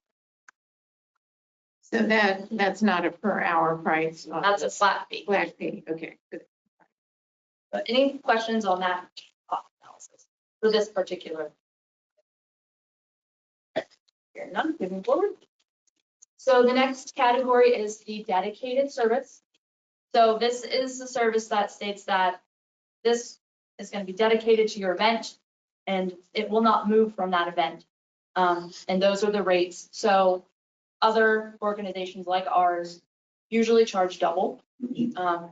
So those numbers are just doubled to compensate for those times. The flat fees remain the same. And then there is a caveat here that states that in the event of a natural disaster, county emergency, the director does have the ability to remove that ambulance from the standby, but then the rates will revert back to the non-dedicated. That way they're not overpaying for an ambulance that had to run out on the county emergency. Questions or concerns on that? Yes, so my concerns with a dedicated standby EMS when we're utilizing rapid response units from fire departments is it's taking a dedicated out unless there is so a natural disaster, car, 5-car pileup or whatever. That's one less ambulance in the community for cardiac arrest because that's not considered. Not actually, we'd be utilizing part-time or overtime staff or volunteer staff with reserve units. So they'd be units that are not normally staffed as part of the daily matrix. For this service, not, okay. Yeah, we wouldn't be pulling them from That's what I stations. want to be Yes, clear yeah. on. No, absolutely no. Later. No, wouldn't be pulling them from active duty. These would be additional staff units. So that's what I wanted to be. And if there was an instance where Mike had to pull them, that is written in here that can't happen. Yeah, if we had one of those days where we were just overwhelmed and there's major, we could pull them into the. Yeah, I just want to make sure not. Yeah, no, we would not be, definitely not be. Unless it's 340 shut down, Yeah, 5-car sure. accident, that would, our citizens still have access to. Yeah, absolutely not. No, we definitely would not be pulling them from their active duty. And for the dedicated option as well, if the director does have to pull the ambulance, we bump them down to the non-dedicated rate, and then we do supply the ambulance or chase car back to them if time allows or a circumstance allows. So since we're talking about that, I think this is a nice segue. So can you walk me through, we're going to try to use volunteer rapid response first. And Yeah, that does, and I'll just quickly say, it does highlight that in this agreement that we will be using volunteer staff. I'm trying to wrap my mind around how this process is. right now I have the list of daily requests from like the fair and the schools that I've received so far. I think we're at 33 events. And I've farmed that out to, there's 4 departments who are going to be rapid response departments. That's Citizens, Independent, Shepherdstown, and Midway. So far, Shepherdstown has returned a list of events and dates that they say they will handle, they will commit to. Midway's is going to get it to me. I haven't heard anything from Independent Citizens yet, but as we get a little closer, it's hard to nail down dates from farther out. But so we do have commitments from volunteers, and part of kind of wrapping in with mutual aid and everything. My plan was to once we have the mutual aid, they have the rapid response licenses. Some of them already have them. Is to allow them to utilize our reserve pieces. So if it's a request that they definitely need an ambulance, the volunteers, because Midway doesn't own one anymore, Jefferson still has one remaining to this date, they could come to the station, pick up a reserve unit, take it, do the event with their volunteer personnel, and then return it at the end of the event. Yeah, my main concern is staff. Yeah, you were gonna definitely utilize volunteers as much as possible. I want to make sure we're, the staffing seems to be our struggle. So we're going to try to use rapid response volunteers first, then the next course would be part-timers. We open it up and then through our normal scheduling, how we do it. When we fill vacancies for slots on the schedule, part-timers get first option. And then we use full-timers who are on their short week, because with the 24/72 schedule. They have a pay that has 48 hours and a pay that has 72 hours. So 1 week they only work on Wednesday. So we try to utilize those people so there's no overtime. And then of course, we look at who already may have overtime and to try to keep it down. But I think it would go a long way if we had just had that outlined and on the EMS or commission page or whatever, because you're gonna have citizens that just are not, they're thinking we're gonna take their ambulance service, even more ambulance service out of the way. Yeah, we can. So that- we could probably just have a statement that's separate from Yeah, it doesn't. the plan Just that's a separate from the manual. contract. Yeah. Yes, Yeah, so sure. that we're just transparent, folks, kind of ease some fears.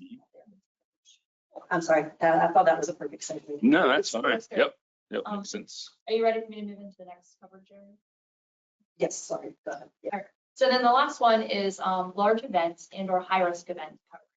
So these laws come directly from FEMA and also from the state of West Virginia Emergency Management Office.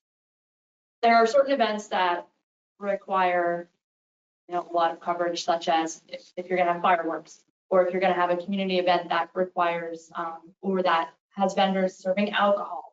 If there's a lot of children being present. So those are discretionary based and will be negotiated. So those rates may be higher or lower depending on the need. So I guess my concern with this category, a couple concerns. Are we opening ourselves, or going down a can of worms to where we're, opening a can of worms, going down this rabbit hole where we get requests that possibly we can't fulfill. I mean, okay, so I'm just gonna give you an example. Mountain Lake Club has the beach open and they decide to have a concert. And any given day could be 1,000 people. It gives the impression that they can request a standby ambulance to be at the club on a normal day. It would just be, hey, we have an emergency and call for EMS to be dispatched. So I think, I just don't know. That section is required by federal law to have a large event, high risk coverage. If we're going to do that for the agreement.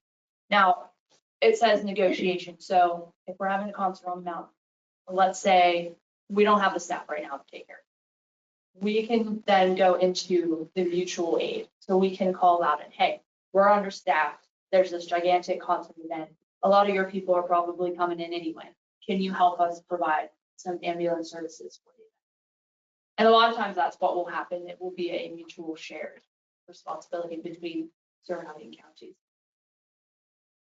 So if we have an event, San Michael's Park, that has a lot of kids, we have an ambulance about there. If they request.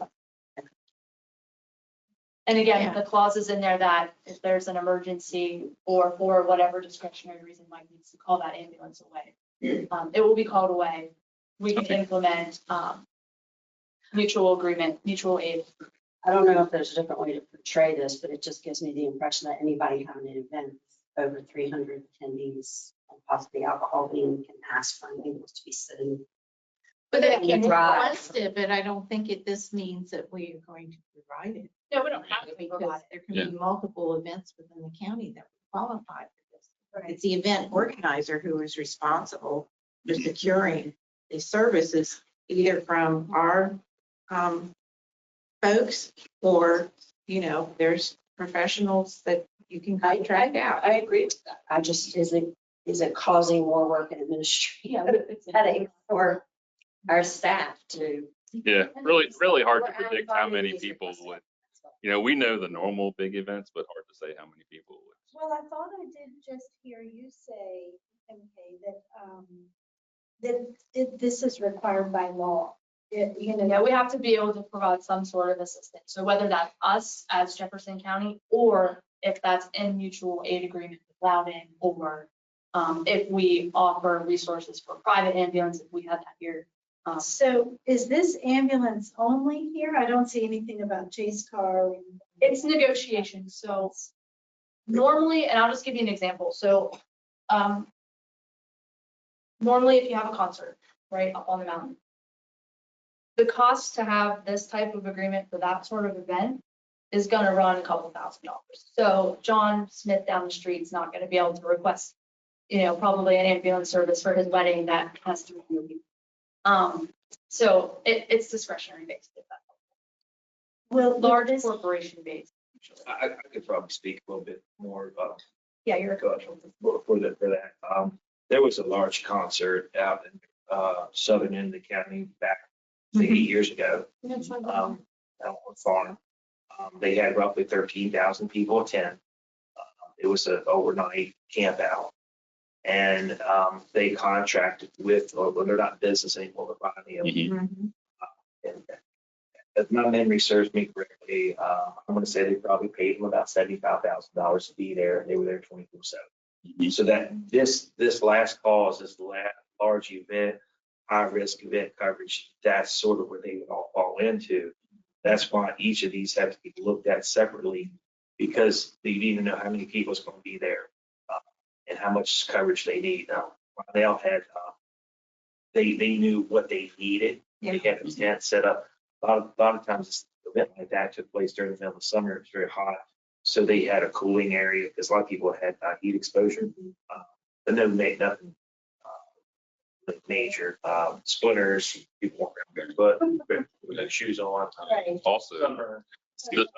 the same company, I think, or similar, used to have a concert for several years here back in the early 90s, the old racetrack.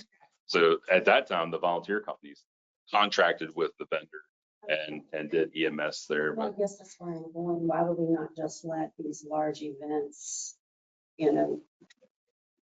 figure out a contractor, go to the volunteer companies or go to a private or private entity to contract? Is it on us to provide? No. Unless it's an. Okay.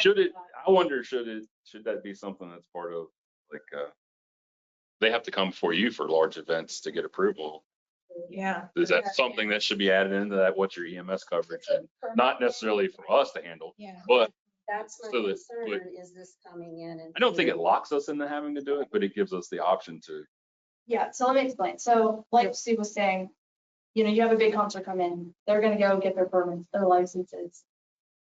If for whatever reason we can't provide ambulance service and we can't get a mutual aid, then they can't have their event.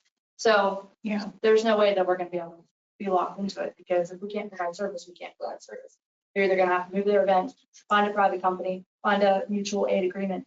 This is just stating that as a emergency services department, we are obligated to provide emergency services if we have the capacity to do so for their events. Aid, whether that's us or mutual aid. But this is where my conflict is coming in, reconciling this, is one, inviting it, and two, we're still struggling to provide service to all residents in the county. So opening yourself up to private events, to me, the burden on the event holder submitting for the permit to say, hey, I need to figure out how to get coverage. Not throwing it basically in our laps to say, hey, you can submit a request to us for that. And we can deny that request too. Absolutely, yeah. So- Mike could say, you have over 1,000 people, can I see your permits? Do you have the right permits? Was it approved at the commissioners meeting? Did you reach out to mutual aid agreements? Yeah, so we don't have to prove this. It's just on here in case there is. If Mike says, oh, hey, I can handle this, if there's another big 13,000 camp out, you might say, I can't handle that. I have staff to do that. Then there's companies, I know it's not business any longer, but there are companies in the state of West Virginia that will come in and do that. There's one in, I think in Morgantown that will do stuff like that. So we do have a denied part on. There's a, we don't have to prove it. So if it's something we can't handle, certainly we won't take it on. The EMS won't take it on. And then it could just be, they bring in mutual aid, they bring in a private firm, and then we stand by as normal. Somebody dispatches, we get to it. that was one of my concerns that we were going to be stuck here. I think at a minimum, it would help have us have some insight on the event coming and maybe some control, or at least we're well informed on the event. So that we can plan for any, emergency that may happen that's not covered by whoever's doing their standby. And they have their own internal policies as well, like not everything, not every little detail is just gonna be, this is just a request form. So Mike's gonna have his own guidelines from the state of West Virginia and from the federal emergency services, his own internal rules and regulations. I mean, technically, if you really want to look at it, the fair is considered a large event. So, and we're gonna. But it is a county fair with county, I'm just saying. Oh, I understand. I mean, being a lifelong resident, I get all that part. But I think we just have to have it in there because we offer that for them. Someone else with a large event is going to say, well, just because it's the county fair. So, and just to jump back to your dedicated and your standby and your fees and everything, if we're using fire departments as a rapid response, is it in the MOU or do we have an agreement on how those fire departments will be compensated or offset any of their costs for running or? For fire purposes? Because No, the EMS. I'm talking about EMS. But if we're using, if the volunteers are running even our apparatus and stuff, and I know we're paying for all of that, citizens are. Is there any agreement of the funds being charged that's going to be offered to the fire departments that are responding as part of a rapid response? Not in this current one. The only thing we cover as far as personnel is to make sure we cover because they're additional staffing on top of normal daily staff. So we want to make sure that's covered. And the commission already gives money to the fire department for their allocation. They Just asking. I mean, I assume they could request, if it's a large event or something. But, like the fair we've asked, they normally do it. We're trying to get, so. But they would be charged, they would still be charged the rate. So like, let's say the fair, is an event and they're gonna do a dedicated service with an ambulance. So they'll pay the flat $250 fee to use the ambulance. But if it's all volunteer based, then obviously the hourly rate gets up.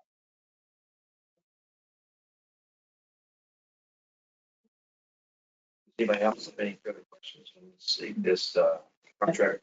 I'd just like to get the clarity of the process on how we're going to deploy. And we can post that online. Mike and I have that online.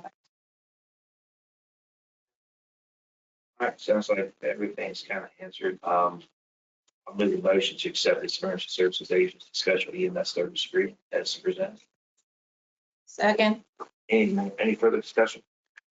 All in favor, say aye. Aye. Anybody opposed? Motion carries 4-0. And I did put in there that in the attachment, Marshall's statement about those. Everyone got that? I just want to make sure. I told him I would pass that along to all the commissioners. So what I would like to also see is you said you have the list of what Shepherdstown so far has seen for. If you could share that with Sure. the commissioners on, so we know who's covering what events and there's adequate. Yeah, and I can add to it as a gift as well. Like I said, I think Middle Way is going to pick up quite a few definitely fair dates in schools. So just over that word. Sure. Who's going to be where? Sure. I have to jump back to MOU. I guess this would fall under just agreements. An update on, I guess this goes along with transition. We had our licensure, OEMS, West Virginia OEMS licensure yesterday for the revision.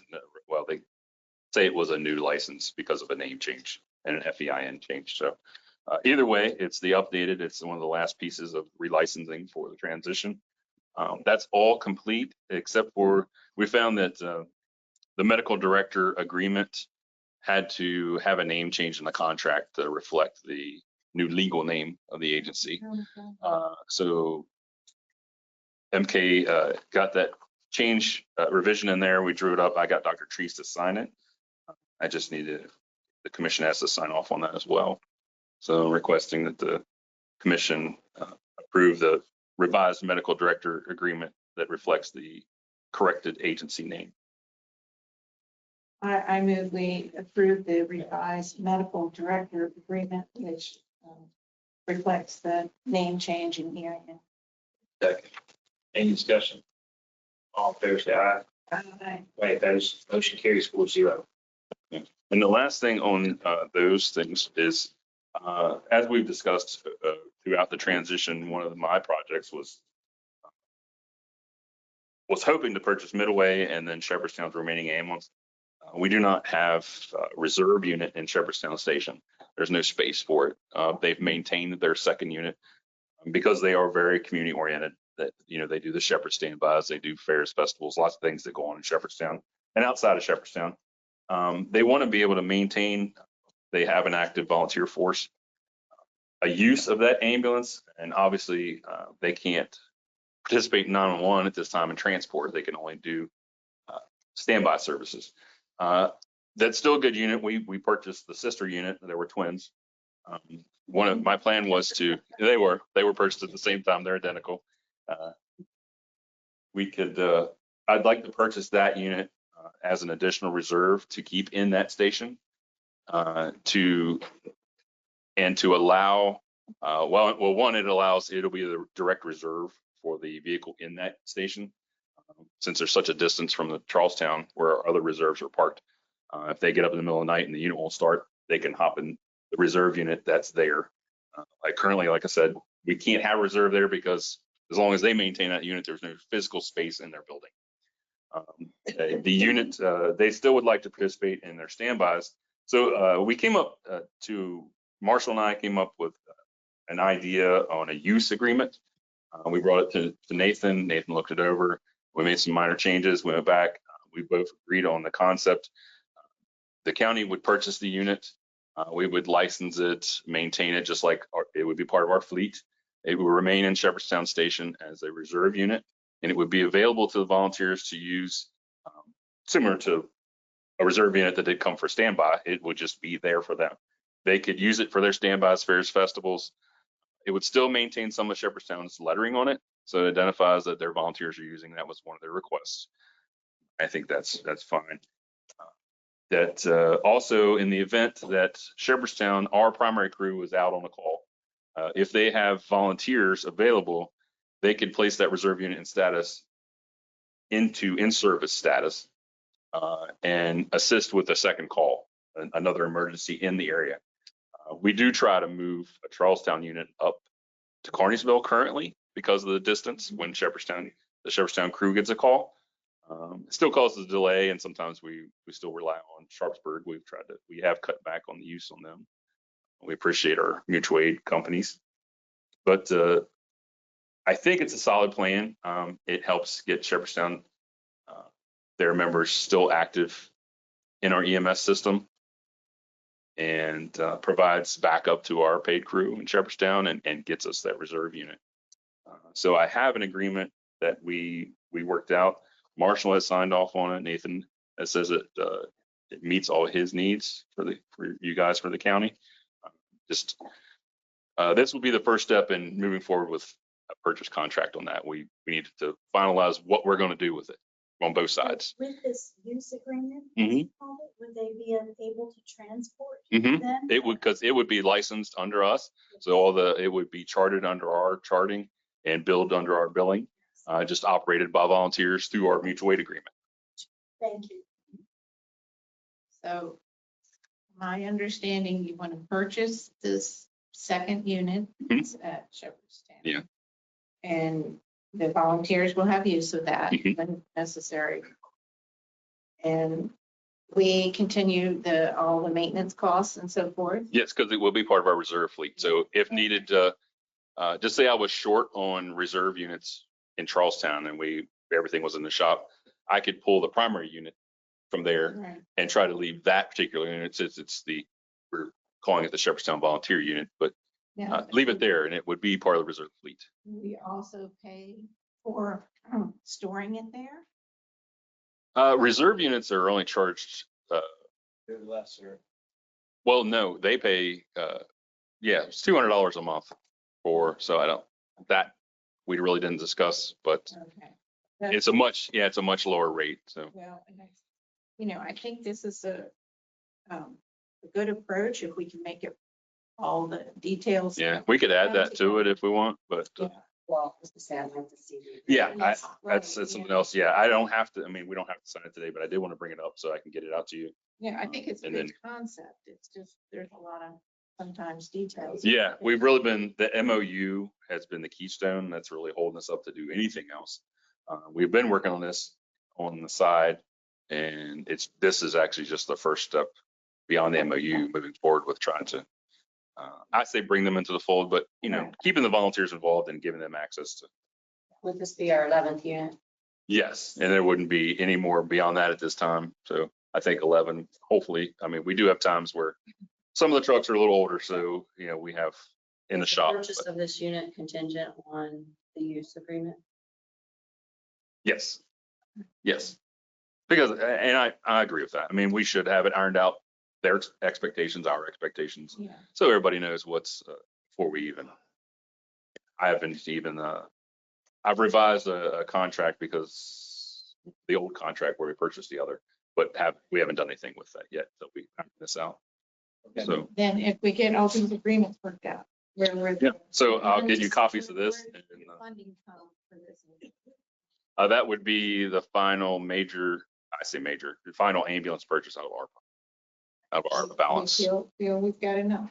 Well, she has. Oh, we had 1.5.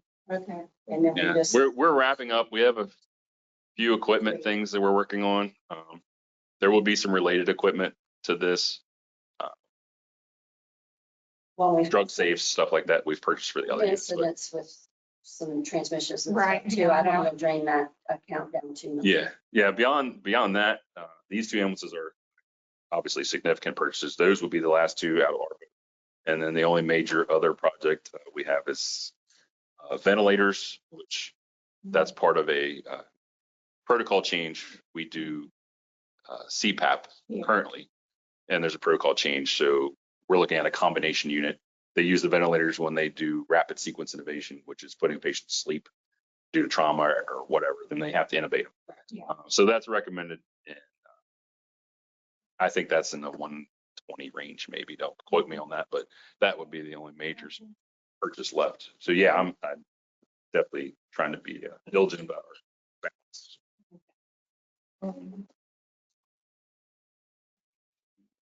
Give you those. I think that's it. I've provided a couple more reports, just for information. Questions on the incident report? Captain, I can try to answer. I don't know that I have. I think you gave it to me, one of the pages here. Yeah, it's like, Assuming you can answer these because, I mean, they're pretty Sure. basic. So, fire is still dispatched by box, correct? Yes, because they're control, volunteers are control of how their stuff's dispatched. And ESA or EMS used to be box or on quickest route. Are they still quickest route or are they in the box? No, EMS, we have our own separate EMS boxes based on how the units are deployed currently, and it's all units are dispatched on quickest route. EMS, yes. So in just looking at the report that you put out, the incident report, Mhm. then this is just for I'm just looking at 7.2 through 7.8. I'm just trying to understand the chart. So Sure. there's Bakerton Fire Department Mhm. with 7 calls, 7 incidents. Blue Ridge Fire Company with 5 new citizens. And then you have ESA with 133. So like Bakerton and Blue Ridge, are those fire calls or were those EMS dispatch?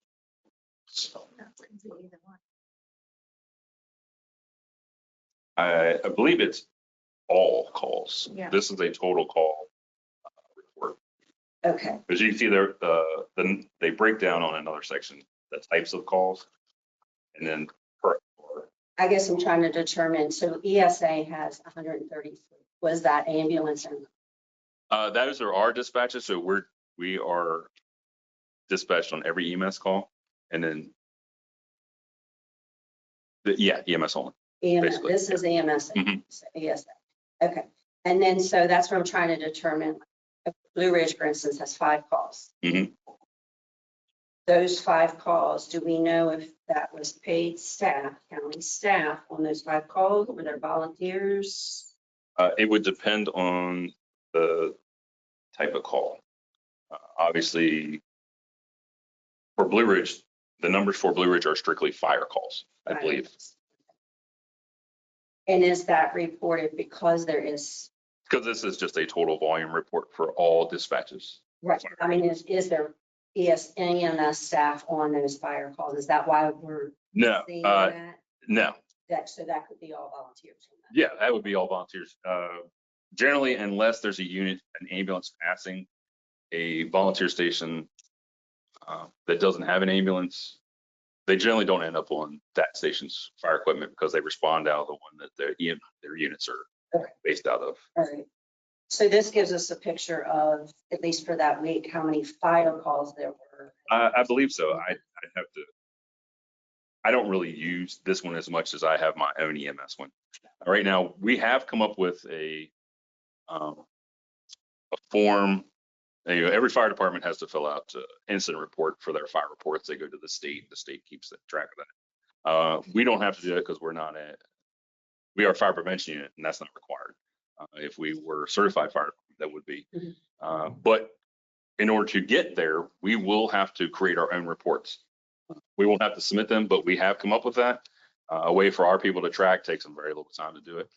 We just need to get the people oriented to it and get that implemented. That's within the last week or two. So Yeah, I'm just looking at the. sure, yeah. Trying to determine how many paid staff, if any, are going on fire calls, which means we're putting There's quite a few. ambulance.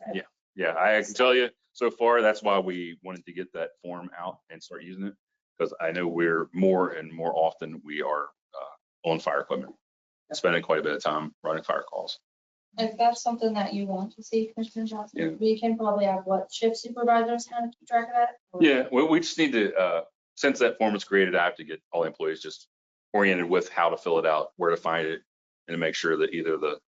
Yeah, and I mean, I've contended this with the ESA board, but it gives us a clearer picture of Oh, absolutely. how many staff members we have, how much they're utilized, and how efficiently it's staffing covered. Yeah. So, That's why we were working on trying to get some type of reporting form for our fire. So, because we knew we needed to identify that. So hopefully very soon I can provide a more clear picture. lastly, I think this is more Michaela's wheelhouse. It's just at the next meeting, I would like to have a little bit of a reconciliation with the revenue and expenditures for EMS. And what I mean by that is we have general revenue summary for this fiscal year. They have the ambulance fee and emergency services fee, which is ambulance transport, budgeted $1.6 million. But I know when the board was dissolved, there were several bank accounts that still had money in them. How that will equate into revenue, into line items for the ambulance, for where those funds are, bringing those over, have a clear picture of what's budgeted. Because we have expenditures, 5.2. So what's in here right now for revenue, by far it's off by what we've budgeted for expenditures. So I know there's funds from the previous accounts and that they're being utilized for operations, but I just like a picture of what all those revenues and those funds are. So that this is a better picture of revenues for what we're operating EMS. Yeah. Sure. And I'll just, Do you understand what I'm saying? yes, and I'll just give you a quick run around for that as well. So, and I've told the commissioners in a group email, just as an FYI purpose, there are some operational financial things that we're still working on. So when we submitted the budget to the state originally, all of our capital outlay project ended up in an account that it shouldn't have been. So, and I say that because we're going to be working on budget revisions for the next meeting, which we will bring before you just to rebalance it. So we're not adding or taking away anything from it. Part of what originally happened is whatever is left over in the ambulance or any other department is that it is rolled over into that fund. So having said that, we're going to be reconciling those by the next meeting. And then also I have reached out to Carrie Swope, who is the accountant for the emergency services. And I have asked him to come and provide a small presentation to the board. So by the 17th, we should have all of that. Thank you. I just, this isn't jivey, so I'm. And I know it's there. I just would like you to see it and thank you. You're welcome. Good deal, boss.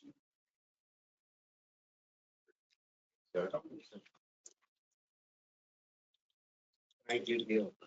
I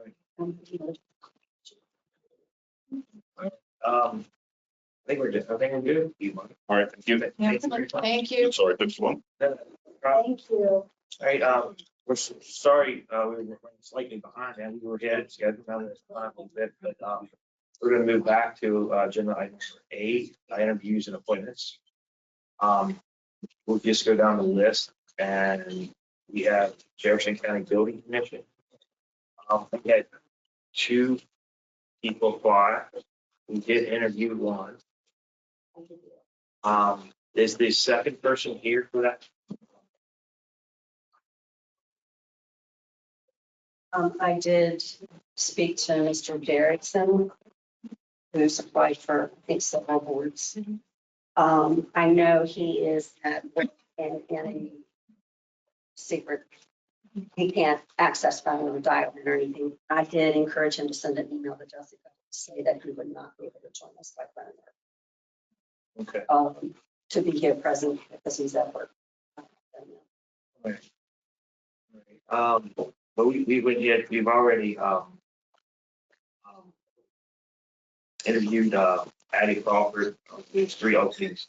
I can go ahead and move to appoint Addie Crawford to the board of Jefferson County Building Commission. It's a 3-year term ending on July 27, 2023. Second. Any discussion? All in favor, say aye. Aye. Opposed, motion carries 4-0.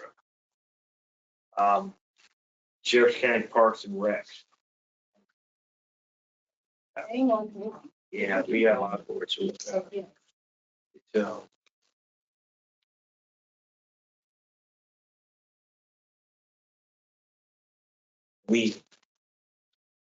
Remember who was there? That was here. That's what I, Yeah, so we had Deborah Lee Allen. She's currently serving. Did she want us to call her? Do you know? Did you hear back from her? she sent an email that she couldn't attend. I don't know what her circumstances are. If you sent an email prior to the meeting and after the packet, it should be in one of the ones I put out this morning. Yeah. Yeah. She said she can attend the meeting remotely. Do we have? We do have her phone number. All right. I don't know how that would work. You just try to call her. Yeah, I don't know yet.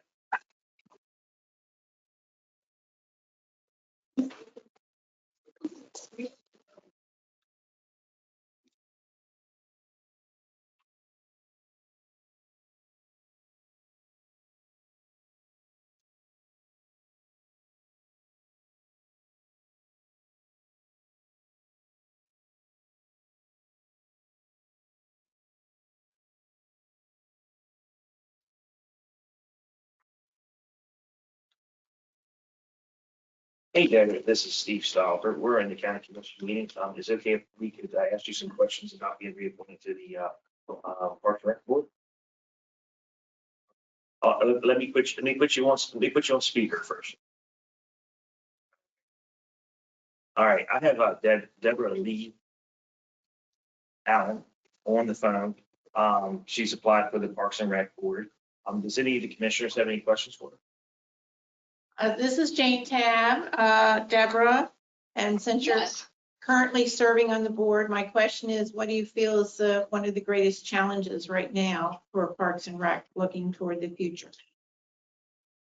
Well, we just acquired, as the commission knows, this 82-acre additional park, Bolton Park. And I think that and some other things have, made us realize that we now have a fairly large budget and a lot of things to manage and a fairly small staff. In fact, the staff is probably too small for what we have. So I think the challenges are, at least one of the biggest challenges going forward right now is figuring out how to manage that. You know, how do we build staff? Where do we need staff? How do we garner resources to make all that work? And, you know, we've been talking a lot about that, Jennifer, and, you know, looking at, like I said, the resources, what we have right now, what we have in terms of, you know, the properties, what needs to be done and things like that. We've had some pretty good success this last year or two because I think that with some of the ARC money and some of the other things, we've been able to clear through some projects that were on hold. And that's great, you know, some improvements and things like that. But I think we have to be looking more now toward the future because we're going to have a fairly, you know, large budget going forward. It's not going to stop. And we've got a need to serve the community.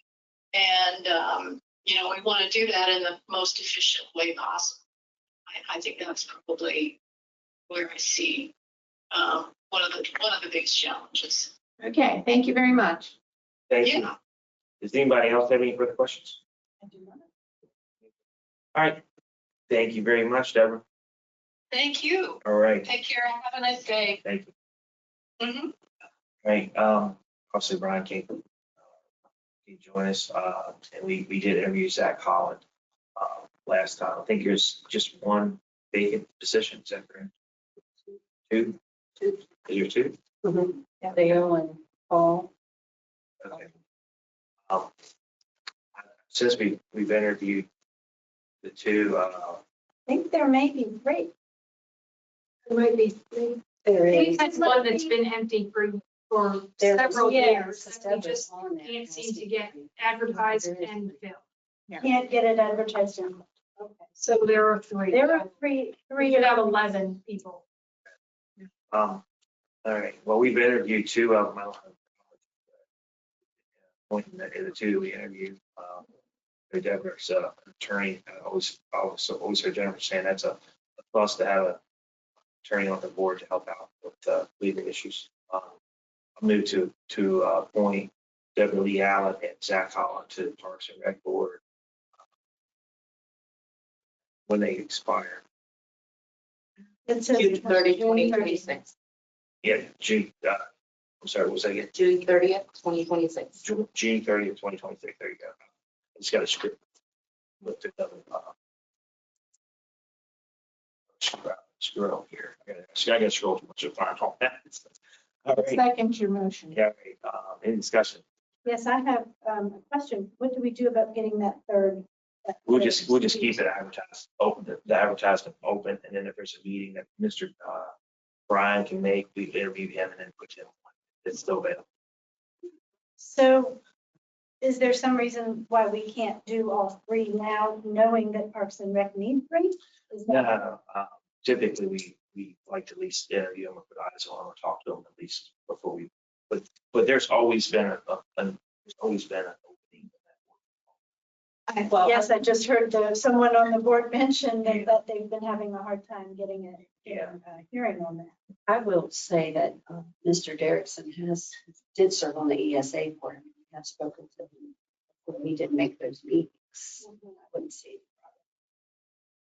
Maybe proceeding to a point.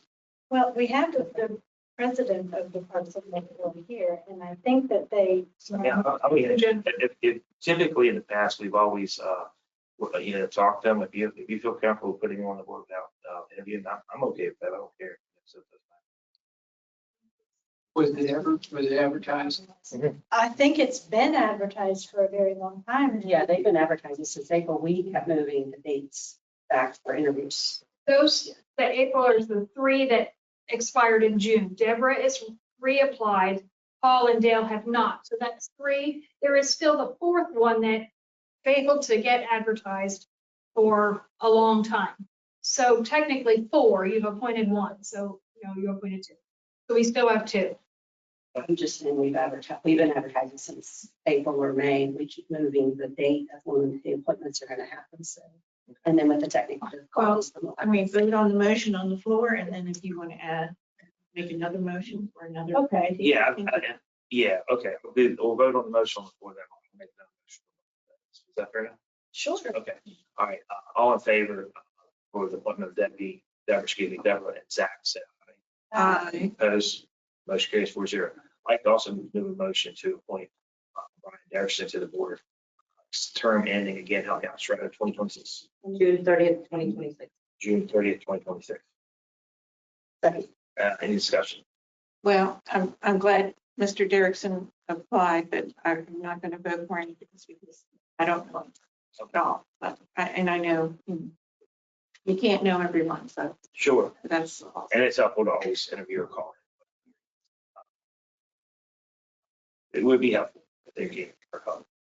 All right, all in favor, say aye. Aye. Opposed? No, Motion carries 3-1. All right. Moving on to South Jefferson Public Library Committee. I'll move that Mr. Nick DeGennaro be reappointed to the South Jefferson Public Library Board.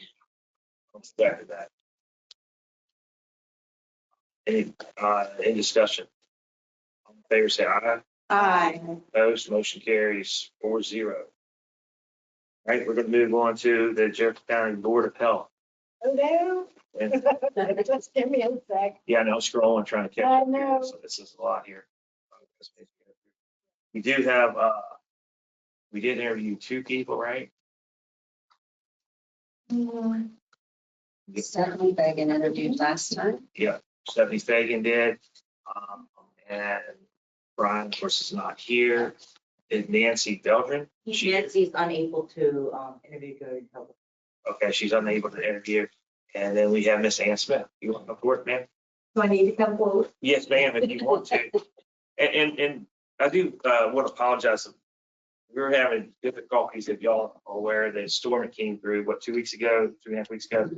We didn't have a surge protector on our brand new equipment. We had it going on for a week and it blew up some stuff. So we're kind of going back to some stuff here today. So that's why we asked you to come in. That's what we're calling people. And I was on the phone, or I was on the computer 2 weeks ago. Yeah, so we're kind of old school here today. We're moving back to maybe the 90s frame a little bit, but we'll be up to speed here in a week. The equipment's been reordered and we should have it up soon. So thank you for coming in person. Can you tell us why you want to serve again? Where we go? Well, I was appointed originally for an unexpired term and then have had 1 full term. And I feel like we've accomplished a great deal at the health department. The budget was in quite a mess. And then we went through COVID and seem to have come out the other end operating very well. We're pretty much fully staffed and finally have reached a budget surplus and seem to be moving forward. So I would like to continue to do a little bit of more community volunteerism and continue to do that. As most of you know, I still work and run a business and have been at the Anvil now for almost 38 years and still work for Henry Davenport, and I've been there for 45 years.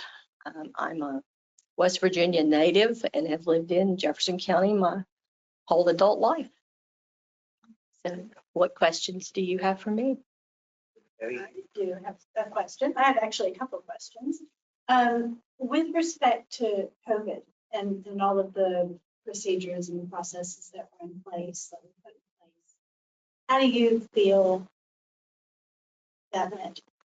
How do you feel? Well, I think it went as good as it possibly could, since we were dealing with a situation that was totally unknown. Nobody really knew exactly how that would all work out. I think it went as well as possible. Were there some things that could have been done differently? Probably.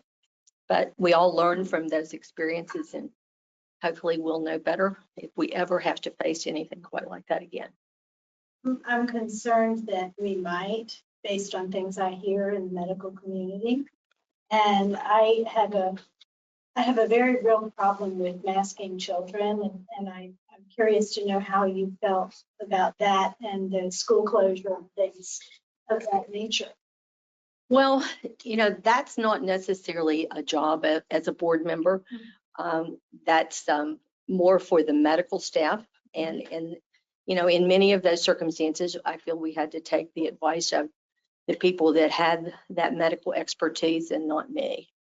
I personally have my own opinions, but I try not to make those as evident in trying to make a decision that might be in the best advice of the medical people that are there to give us their best advice. I have one more. Okay. That's okay.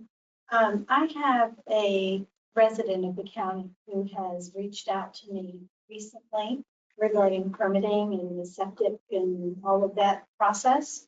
And he has encountered a great deal of difficulty for no real reason. There's an issue with respect to, well, so it's a whole long thing. I have done some work in trying to find out how we can solve the problem of I want to call it a redundancy, paid for a permit before the purchase of the home.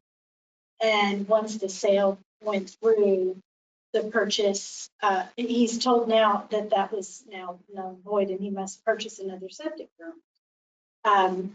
And that's money that they don't have extra to spend. And I've been told by somebody at the health department that that is a state issue. And I'm wondering if. I am pretty sure it is.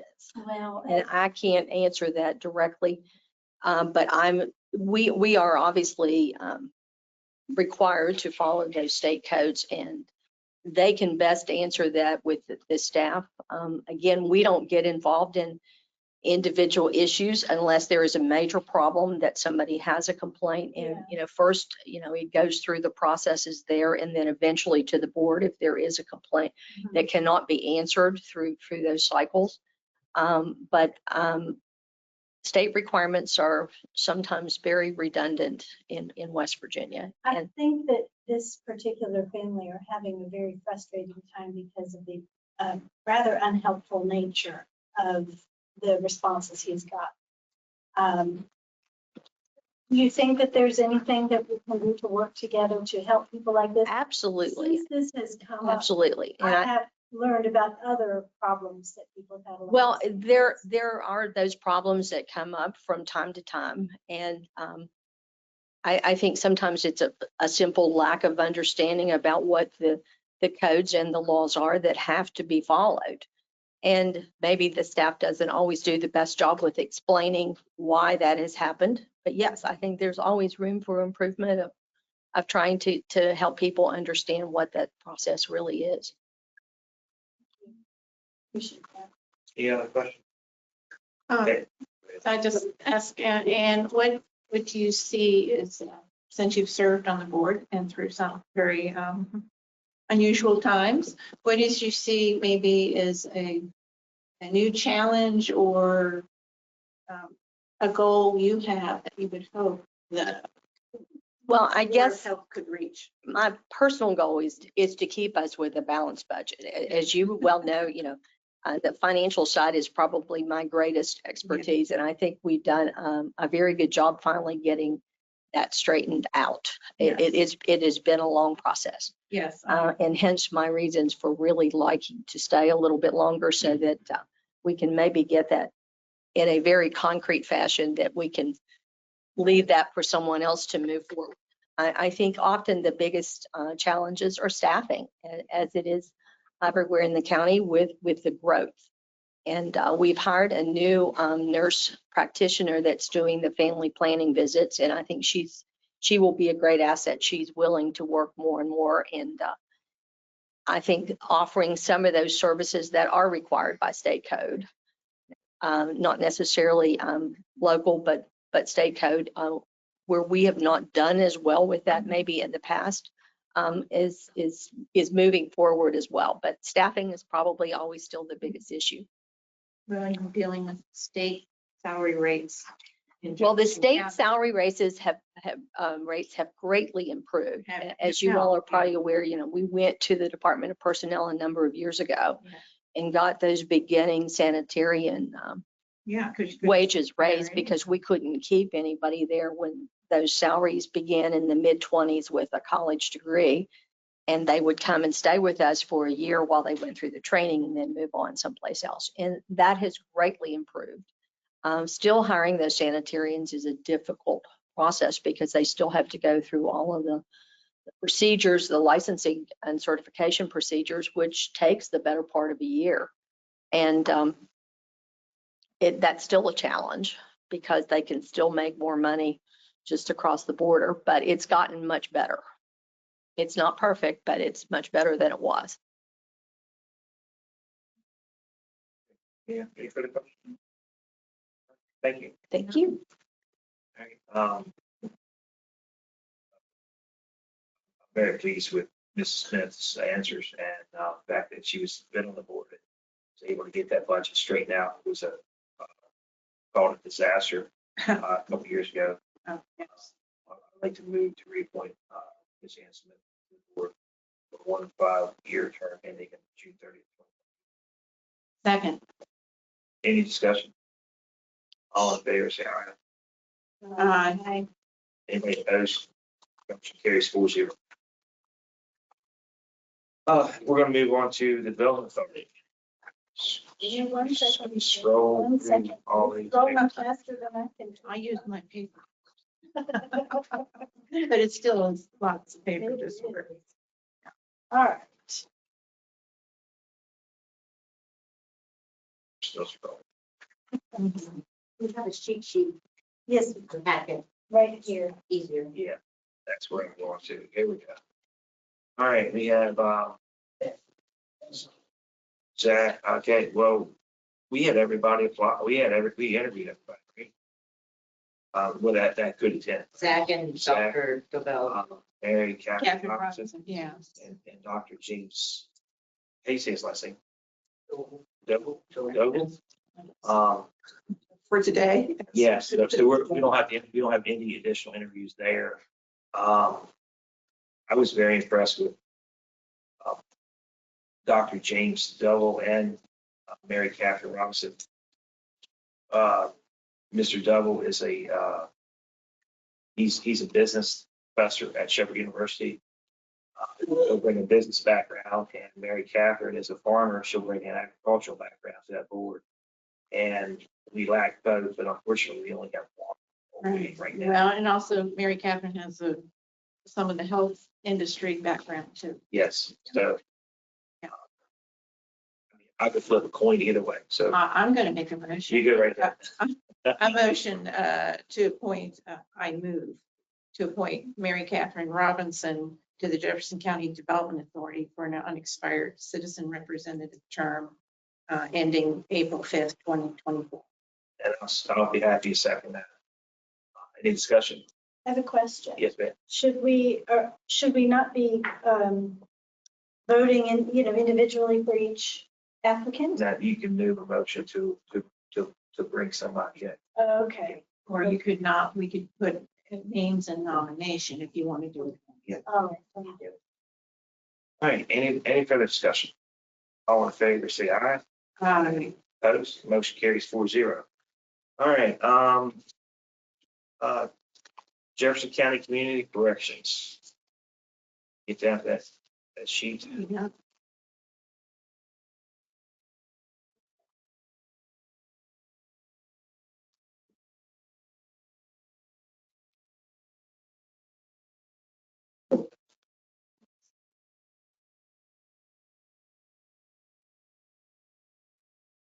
So Noel Ward, she's available by phone. Who is that? Right here for the criminal justice. Is that community correction? Yeah. Do we have Community criminal a justice. cheat sheet? Do we have a cheat sheet on that? Right? Yes, she filled it out. In your packet packet. papers. Your physical packet. It's over here. Okay, just sorry, I was looking for it. My apologies. Well, we just got one Noel by email, so, yeah. All right, so we have, Lawyer. thank you. I didn't know I had to sit this out. We have one person here. I'm doing more. Sure, come on, folks.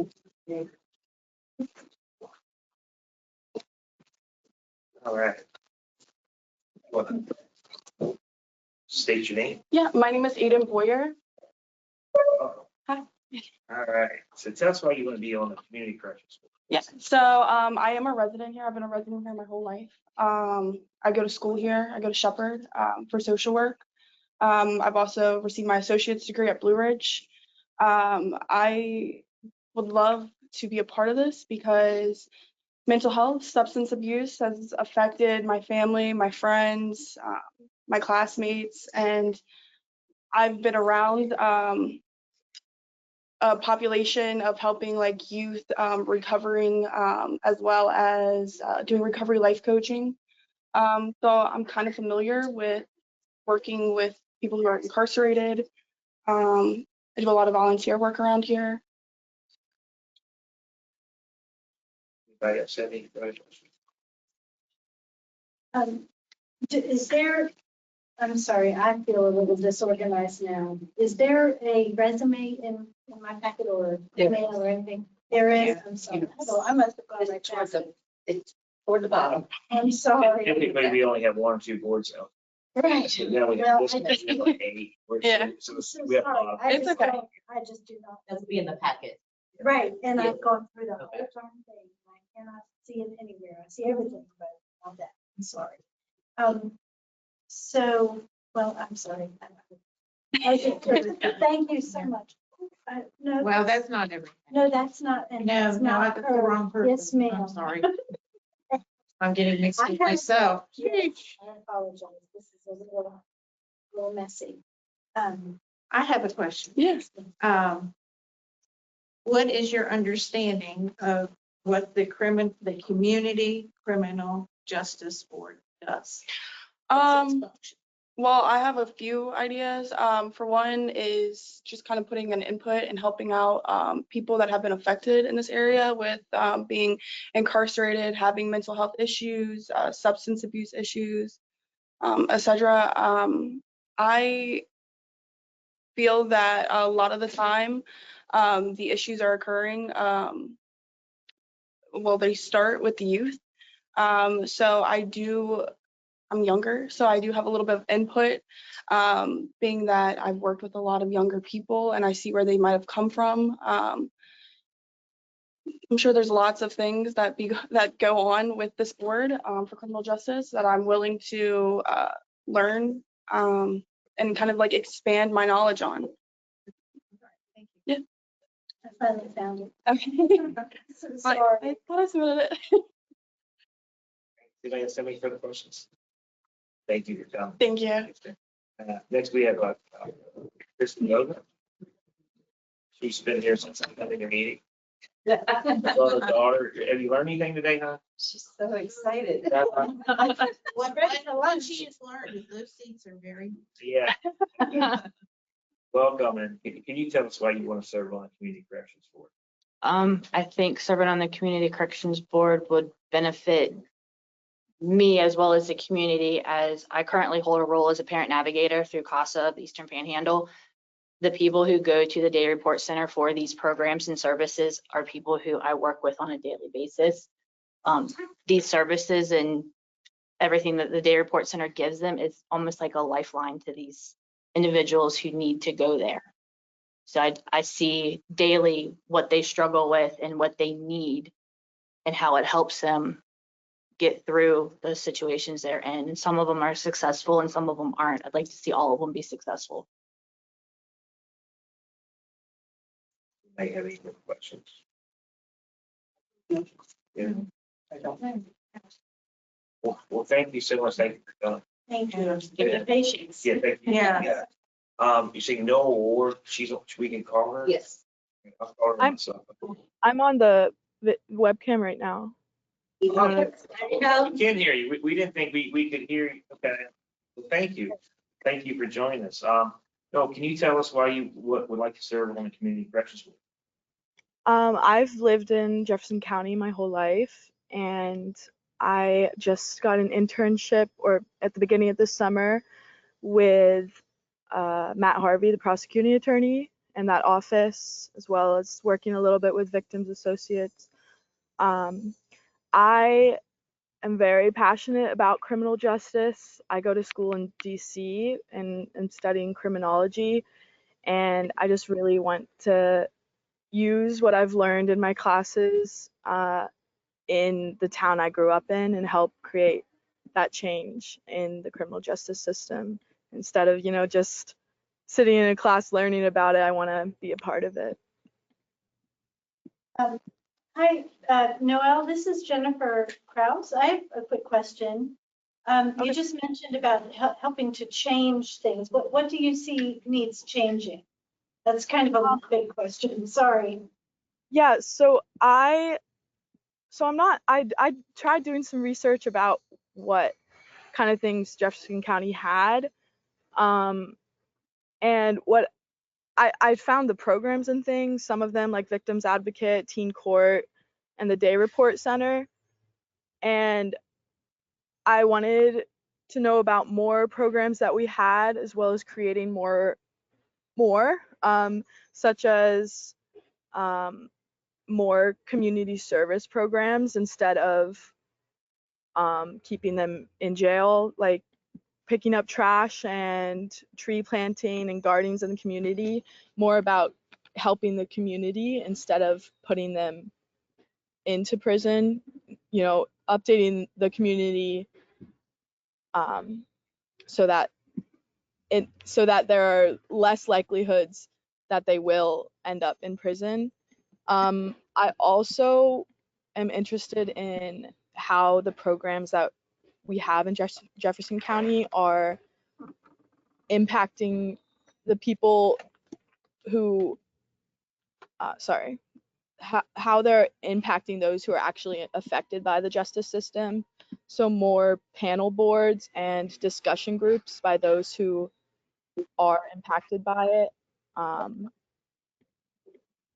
And then, yeah, I wasn't really sure on all the programs we had, so I am interested on creating more programs for victims and offenders.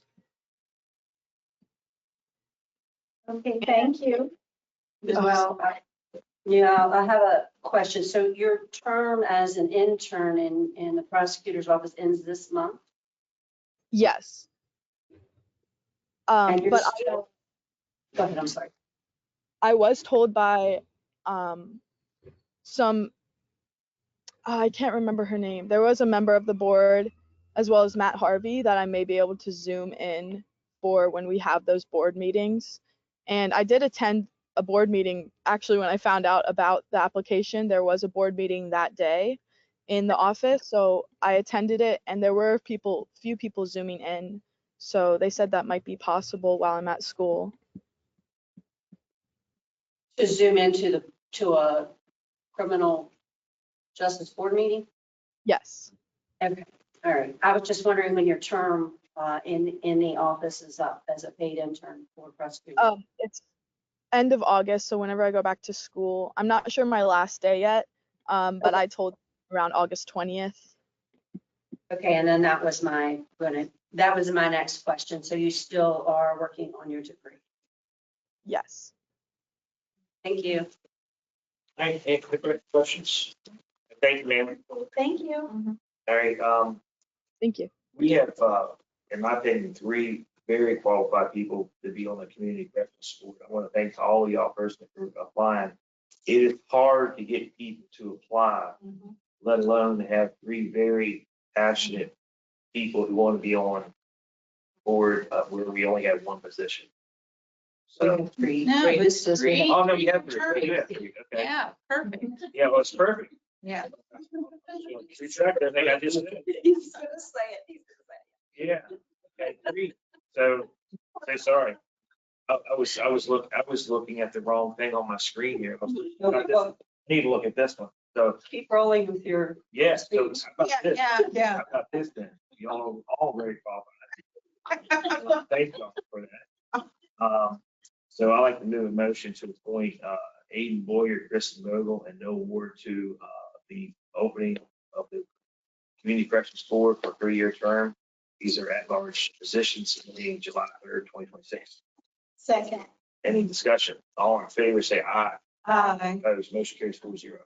Thank you for all your candidates. So this is amazing to get 3 for 3. Yes, it is. And all people that are interested in something that's not always very glamorous. All right, next is the Jefferson County Deputy Civil Service Commission.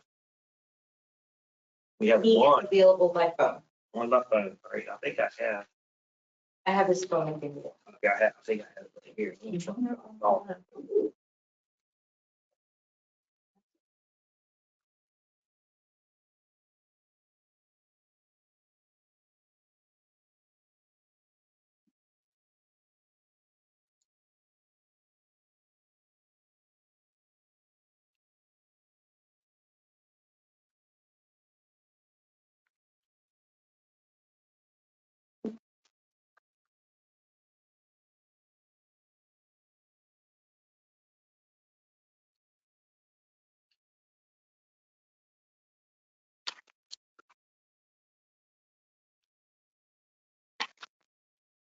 He's out. You're looking for the resume?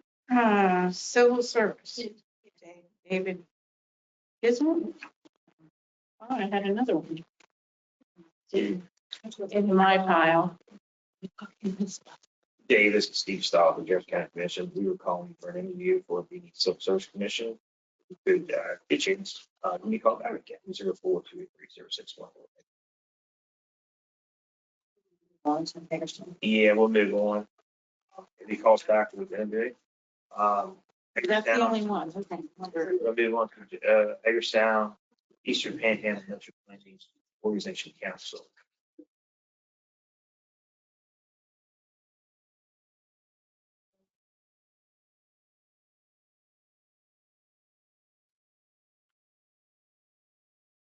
So we have, these are people that are represented by the cities, right? Correct? And they send us names. In the city of Ransom, we have Bob Anderson. Good. You want to come forward, sir? Hi, I'm Bob Anderson, City of Ransom. You can tell us why you want to be on the Hagerstown Eastern Panhandle Metropolitan Planning Council. Well, about a year and a half ago, the mayor asked me to get involved with it. That was where it started. And I knew nothing about it. And I did some research and I've been attending all the meetings, mostly Zoom meetings with HEPMO, Matt Molinax, mostly my point of contact. And I've just been following everything and taking notes and just, I have a file probably 2 inches thick of all the different things that they process. And I just, I don't know if I had to be appointed by anybody to be a member of the council, but I've been involved with it off and on. You know, I haven't contributed much, but just been paying attention to everything they've been doing. So I am interested in it. I didn't know what it, I didn't apply, but my name is thrown in the hat, so to speak. So here I am. I would like to be involved. Don't get me wrong. I just like to know what else I can do to help out. Anybody else have any further questions? Well, and I think, HEPMO covers a lot of territory. It sure does. But It isn't just Jefferson County. It's No. Hagerstown and everywhere. So But, as far as, the road situation here, any attention that can be brought to some of our issues, but as far as HEPMO planning and hopefully getting some funding to fix.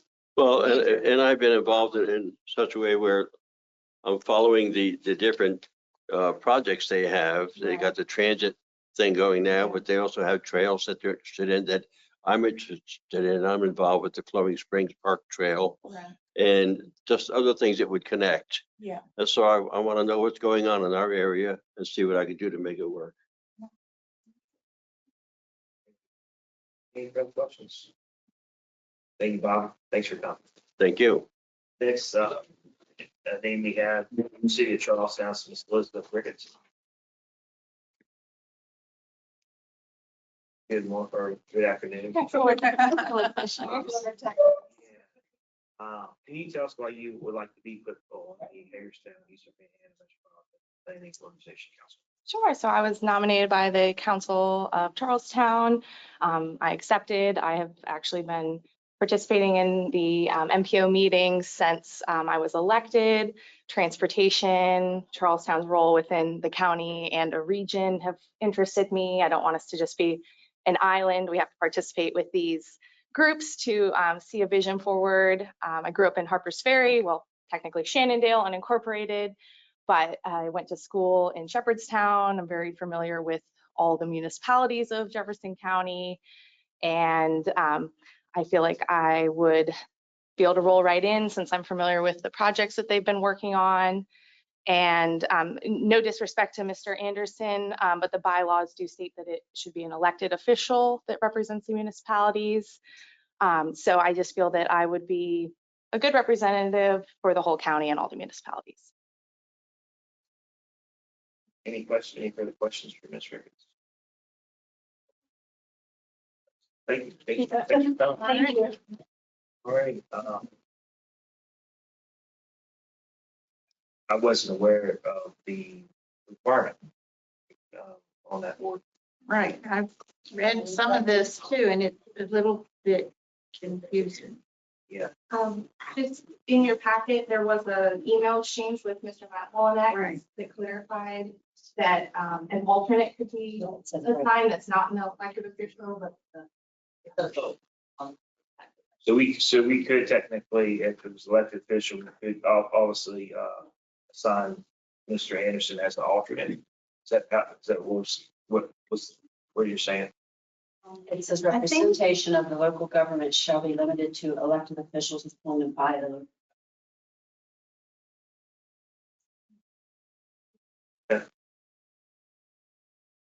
Well, that makes it pretty clear.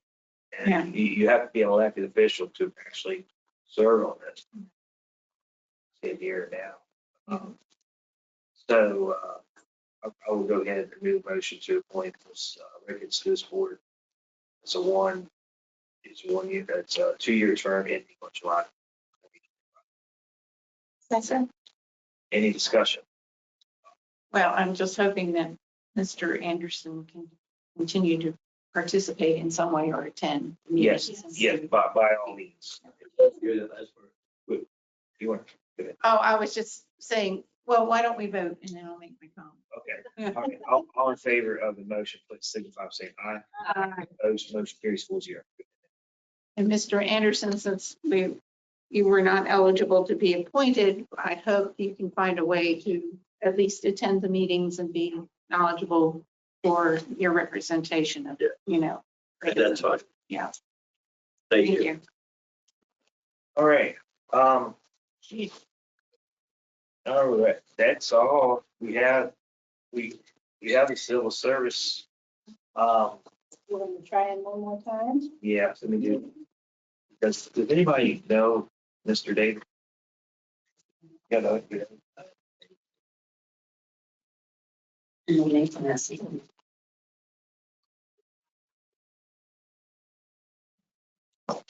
I think I wrote it to you, like, the song on the I don't. And then yesterday.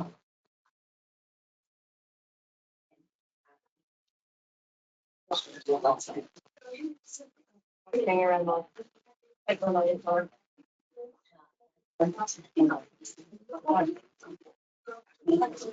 get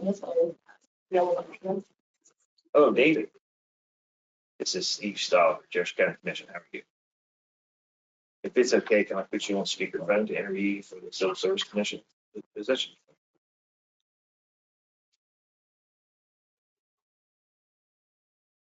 Okay.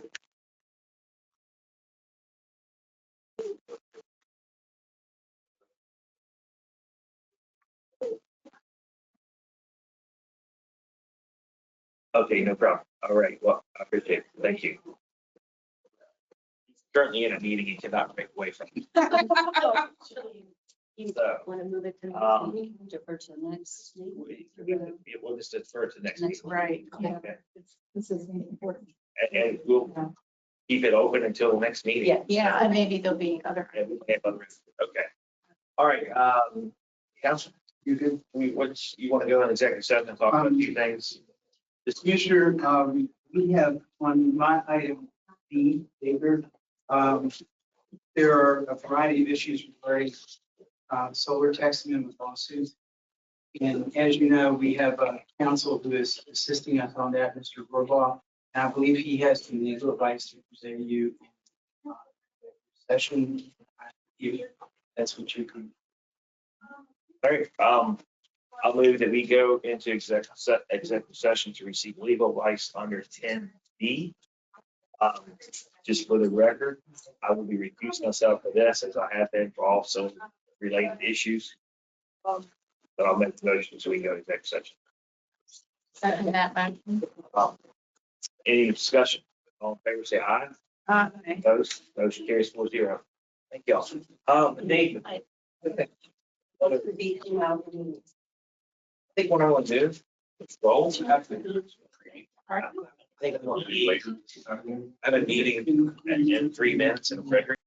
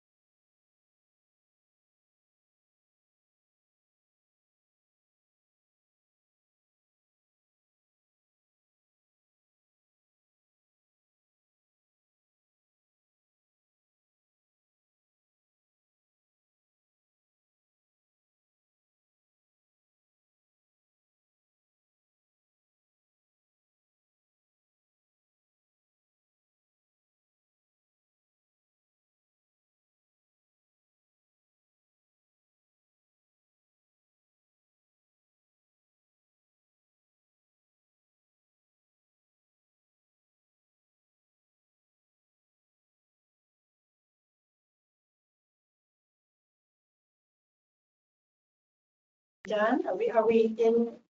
we're good? So, Make a motion to come out of executive session. second? Any discussion? All in favor? Aye. Make a motion for adjournment. Second.